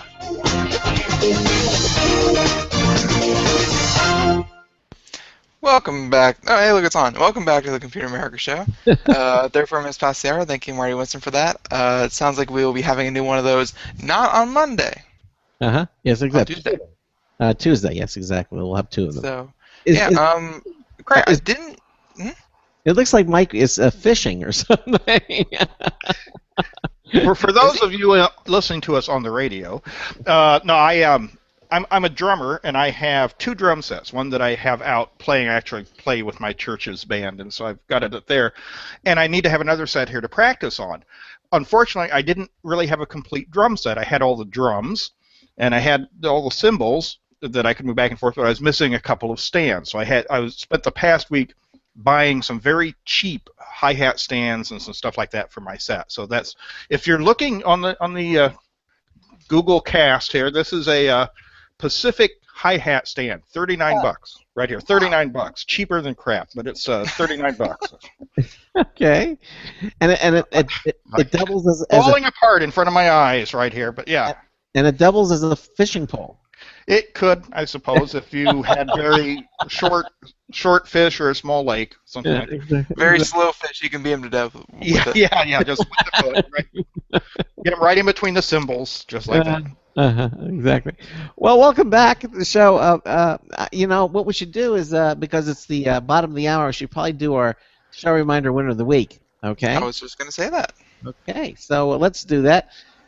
As you can see, Mike's got his drum set ready to go. It's not a timpani drum, but it's good enough, you know, I guess. Well, whatever. No, I actually have something. I actually have a drumstick here. You have a drumstick? Okay, well, take the drumstick. A little kid's drumstick right here. Here we go. And it's going to sound amazing with this little drumstick. One-handed, too. One-handed roll. One-handed roll here, guys. Hit it. Well, you see that? Look at that. Amazing. That was amazing. All right, this show reminder winner of the week is Michael Buckles. Michael, congratulations. You're our show reminder of the week. Michael wins the Logitech Wireless Rechargeable Touchpad T650. It's valued at $80, $79.99. It's got that glass precision touch surface. It's a beautiful touchpad. You can see it. Just go to our contest page at computeramerica.com, and just going under the first under the interact menu. That's the first pull-down menu, and it says Enter Contest, and you can see all of our contests. There's the Logitech contest, but actually you want to go to the show reminder contest where you subscribe to the show reminder, and you'll see a picture of the touchpad. You click on it, it'll take you to the website, so you can actually see all the details about it. But anyway, he's won it. Congratulations to you, Michael, for being our show reminder winner of the week. And again, you can be a show reminder winner too. We just subscribe to our email newsletter, the show reminder. Every Monday, it gets delivered fresh and piping hot into your email inbox. You just put your first and last name and your email address, and click the blue submit button. It'll ask you for it'll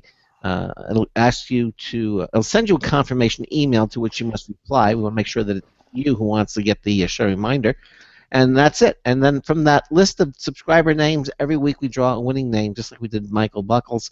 to win that really nice prize from Logitech. So head over there and enter in all of our contests while you're there. You'll have a lot of fun doing so, and who knows, you might win something really nice. Okay. So you mentioned piping hot email. Is that something that happens with a second generation Chromebook if you've been using it for too long? I don't know. Yes, it does. It tends to overheat, and they do become piping hot. Exactly. So, well, I want to know, since we do have a youngster on the show here, and I'm talking Ben, not you, Craig. Do you actually use email? I mean, you're under 30. Does anybody under 30 use email anymore? I think I'm a special case because I do occasionally work here on Computer America. It has. You're here more often, but you only occasionally work. Understood. Exactly. So, but if it weren't for that, I mean, the special case I think would be for university students, and a lot of the things that you deal with the university is done through an email system set up by the university. So, for that subset, for all the university students, they use it a lot. And my friends that are not in university and go about their daily life, no, not really. They might have one to deal with their online bill pay and things like that, but that's about it. They don't conduct business on it, or they don't keep communications on it or anything.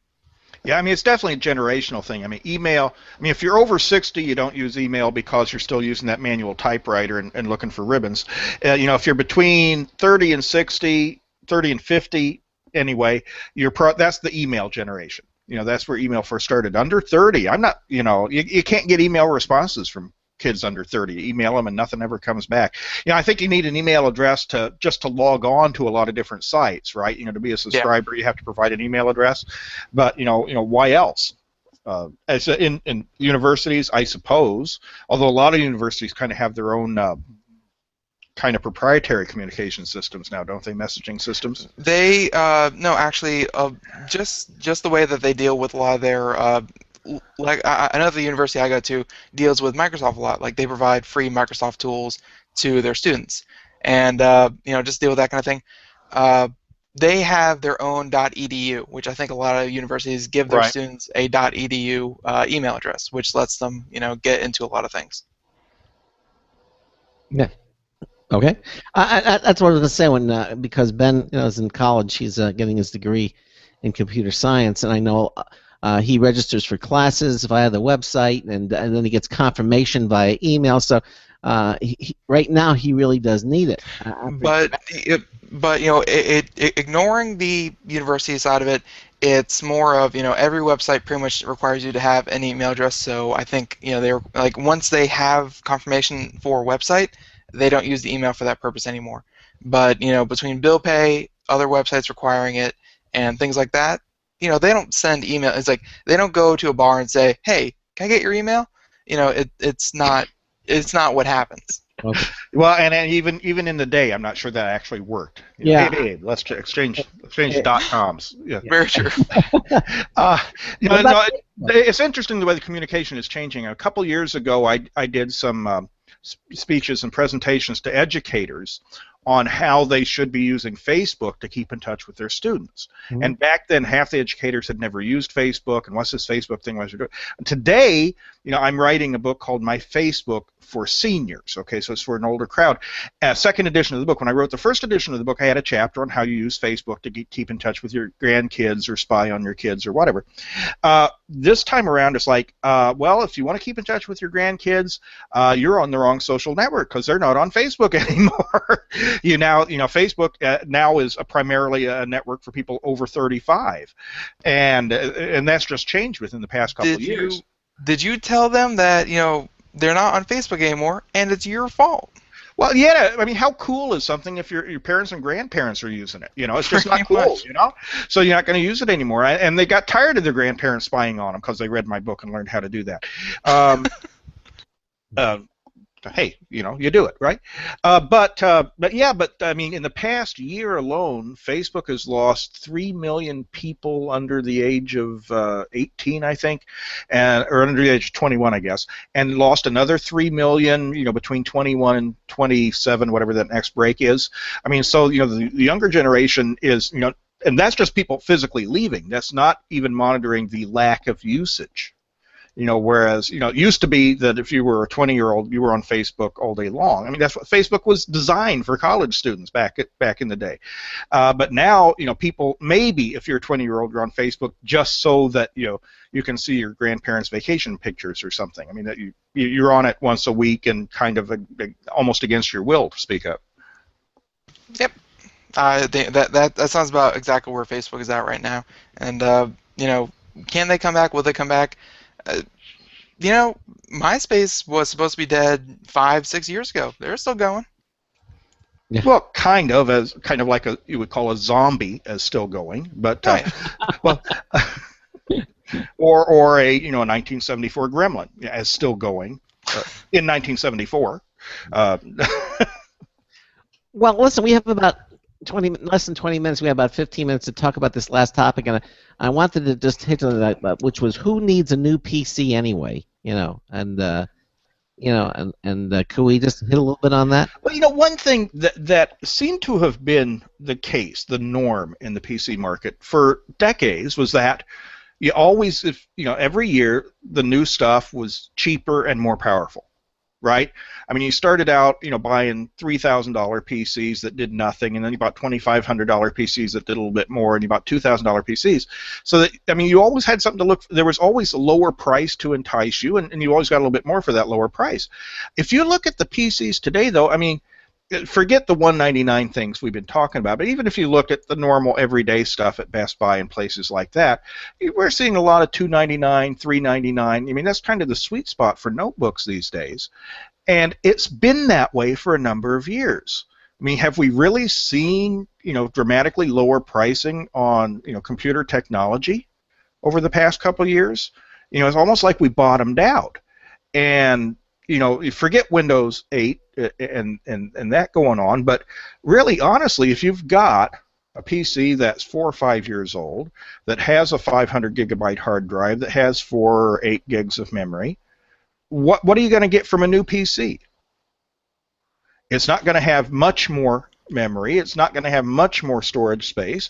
The price is going to be about the same. Why, unless your old one broke, why would you buy a new PC? It seems like the upgrades, they're, yes, they're coming, just as fast as they used to, but I mean, you're right. I wouldn't say bottom out, but they've reached a threshold where even the old stuff is still pretty good. It's never as bad as it used to be, but people can afford to wait 2 years for that really big upgrade. I know Intel comes out with their new chipsets every 2 years or so, and those are smaller, lighter, more powerful, less energy, less energy consuming. So I think people are more willing to wait for those bigger upgrades than they are, to upgrade every year. Well, I'm not sure people ever upgraded every year. I mean, back in the day, a decade ago, I was on a schedule. I upgraded my stuff every 2 years, and I had a $2,000 budget. And now if I had a $2,000 budget, I could buy a room full of PCs probably, and a couple tablets on the side and whatnot. But I mean, so obviously the price has come down since then. But I mean, my notebook PC I'm using is a good 4 years old. My desktop is at least that age. I've got another desktop here that's also 4 years old. And I'm thinking, boy, sometimes you just kind of feel the Jones. I ought to go out and buy a new PC now. And I'm looking at the sites up here, Tiger Direct and Best Buy, all the places, and it's like, well, I could buy a PC just like mine. Okay, it's got a faster chip in it, but mine runs fast enough, and it would cost about the same as what I paid 4 years ago. Why in the world would I upgrade as long as my old one's still working? I can't find the reason. I mean, yeah, you're right. The chips have gotten faster, presumably, have gotten more energy efficient for notebooks. Although the specs never play out in reality. That 4-hour battery still only lasts an hour for me. I don't know what I'm doing wrong. But honestly, in terms of the speed, what are we? I mean, unless you're doing video editing or a lot of Photoshop or game playing, why do you need a faster processor these days? That's just what I was going to say. Was the average consumer, that we seem to really bag on the show a lot, the person who just wants to Facebook, Netflix, and go on about their day, maybe run QuickBooks or something like that. The PC from 2, 3, 4 years ago is going to run all that just fine. but it's it's the specialty people. It's going to be the PC gamer. It's going to be the video editors. It's going to be just the hardware junkies, the people who actually know what's going on. I think you're right. We've reached that threshold where it doesn't really matter anymore. Everything is good enough. I would agree with you, and I think that shows in the tablet market, the Chromebook market, and everything. I think the reason the tablet market developed is because they were good enough for what most people were doing with them. You didn't need a PC to do what you do on a tablet. So buy the tablet. It's a better form factor and it works better. Even if it costs more money, they buy the tablet because it's a better form factor for what they're doing. You're muted, Ben. What? I don't know. It keeps happening. Anyways, I think they've also had a hit and a miss, in the last couple of years. The last big thing was 3D, and they were pushing hardware to so you were capable of running 3D at a decent rate. People didn't go for it. So I think the latest and newest thing, the latest and greatest thing, is 4K TV, and that's what they're hoping is going to start pushing hardware, I assume. And again, people don't, I hate to say it, but at some point people don't notice the difference in quality or they aren't prepared to pay for it. You look at it in the audio market. If people were really interested in quality, we wouldn't be listening to songs on our iPhones. We wouldn't be listening to MP3s. We'd be listening to FLAC and high-definition audio files, and nobody is, okay? And the same thing in the TV market. When you can buy a 50-inch set, an LCD set for what, $500, $600 these days, yeah. Or you could buy a 4K set for $2,000. People look at them and they can't see the difference. Our current high definition standard 1080i or 1080p is just good enough. It's certainly an improvement over what we had before. Oh my gosh. Okay? Yeah. Just as DVDs were an improvement over VHS. But once you get to a point, it's like, I can't tell the difference. And certainly with 4K TVs, you would have to have a very, very big set and be setting very, very close to it to really notice the difference between the two. There is a difference, but it's that sort of thing. If you're looking at a 32-inch set in your bedroom, it's not going to matter whether it's 720p, 1080p, or 4K. It's going to look the same to you. Yeah. So you're telling me you're not really going to notice you're really not going to notice a difference unless you're one of those people that sits up and puts your nose against the screen and says, "Look at this awful pixelation. This is horrible." In terms of resolution to 4K, obviously there are video files who are going to notice a difference for everything. But for the average person, you're just not going to notice a difference. There will be a bigger difference when the OLED technology comes in. Which has nothing to do with resolution. It has everything to do with how colors are represented on the screen. And I think that's a noticeable difference that might get some people out into the market. But the 4K, it's like, okay, that's why? Why? What does anybody see the difference? And the average Joe is going to say, nope. The average Joe is streaming off of Netflix anyway, watching TV on their 15-inch laptop. So what the hell do they know about quality? The Netflix stream is good enough for them. And the Netflix stream, in spite of being, sold as HD, ain't really, if you look at it. And Netflix, by the way, says they're going to be streaming in 4K too. Does anybody believe them at that? Their HD is not HD, so I don't know why their 4K would be 4K. Maybe their 4K will be HD, and that'll work out. But only to Samsung TVs, though. Exactly.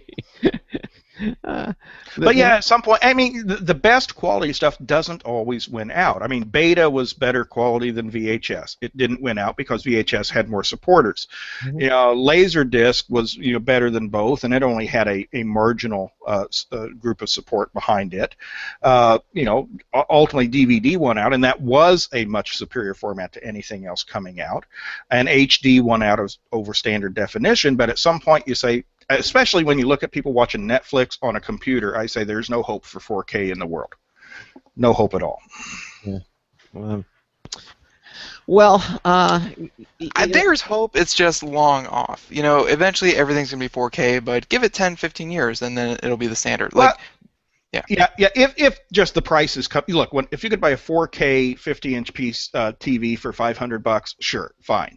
Well, they're coming down. They just had a 4K TV. They announced was $1,700, $1,500. Yeah, it was, but they had a no. They had a They had a monitor that was 4K that was $700. Yeah, $795 for a 4K monitor. Yeah, exactly. But you know, if quality would win out, we'd all have plasma TVs like what I have in my living room. And Panasonic and LG and Samsung have pretty much announced that they're getting out of the plasma business. It's all LCD. Yeah. And you know, LCD can't hold a candle to plasma, but plasma's always been more expensive and bigger, and you know. It's because it's an analog technology. You're not dealing with pixels with plasma, so it's a whole different thing. Whoops! Did we just lose Mike? I think we just lost Mike. Yeah, he's sitting very, very still. I was lagging a bit. Yeah, exactly. Now, Mike, we lost you, so you need to come back. But you know, it's so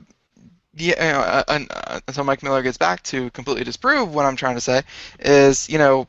Yeah, for the immediate, 4K is not going to win out over anything. You know, 4K is not going to be the new standard resolution over 1080p, 1080i, what have you. And you know, everyone who's going to promise for the next couple of years that 4K, you know, that they're going to have 4K, is probably going to have a very, you know, watered down version of 4K.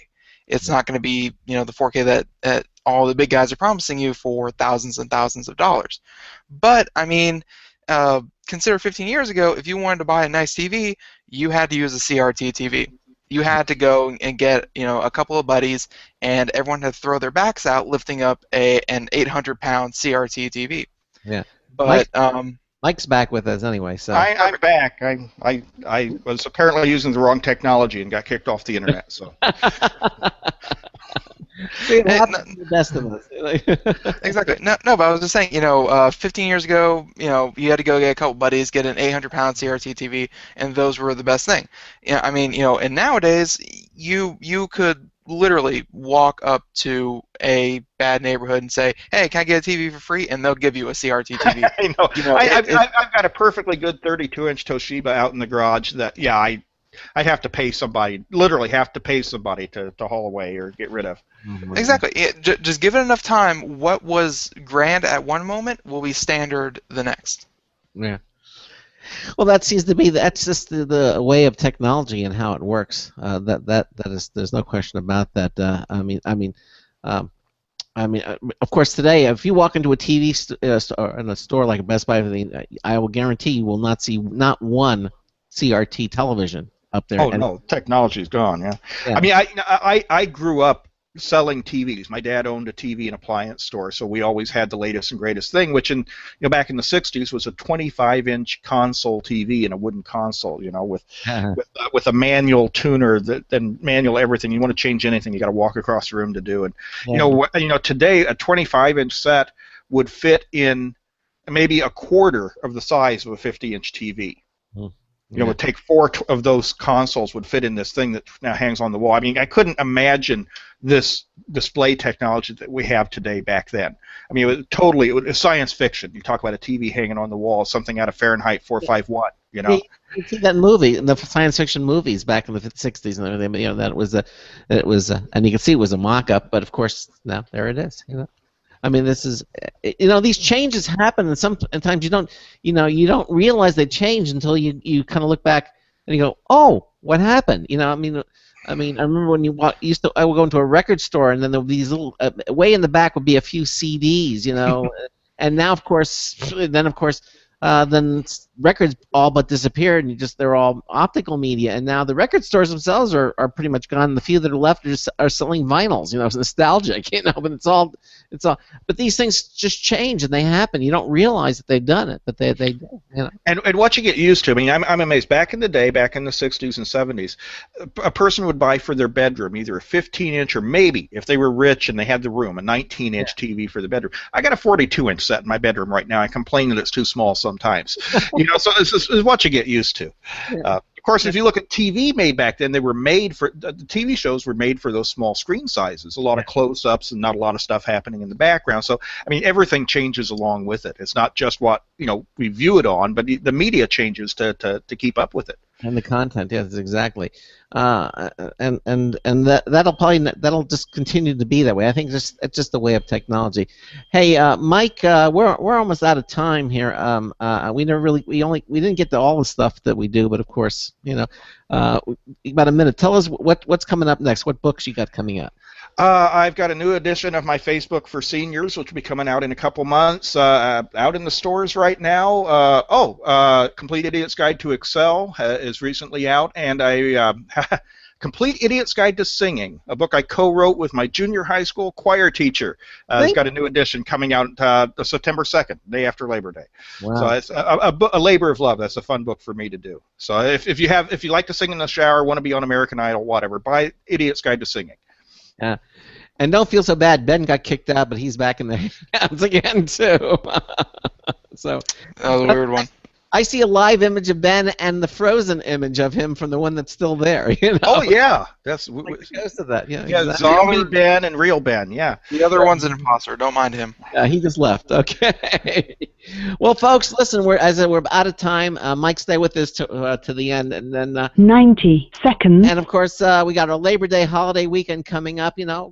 Get out there, do a barbecue, go to the movies, just have a fun Labor Day weekend. We wish all of you the happy holidays, and we'll see you on Tuesday. So on Monday, of course, we'll have a Best of Computer America show, and then on. Do you have any idea which show you're planning on airing yet? No, I don't know yet. It's probably going to be I would say it's 60 seconds. The Intel show from last. We'll do that because that was a really good show. Yes, it was. And then on Tuesday, we're going to have Computan. Computan is going to be on the first hour. They're going to be talking about fun things that you can do with Google that you probably never knew that Google could do, like finding your favorite actor's bacon number, or is your flight late or on time? And there's all kinds of things that you can do with Google. And we're going to have one of these experts from Computan talking about some of the fun things that you might not know that you can do with Google. Now we got a phone caller, but it's too late. The show's over. So have a great Labor Day holiday weekend, and we'll see you on Tuesday night. So until Tuesday night, this is Craig Crossman hoping that your hard disk never becomes floppy. We'll see you Tuesday night. 10 seconds. Good night, everyone.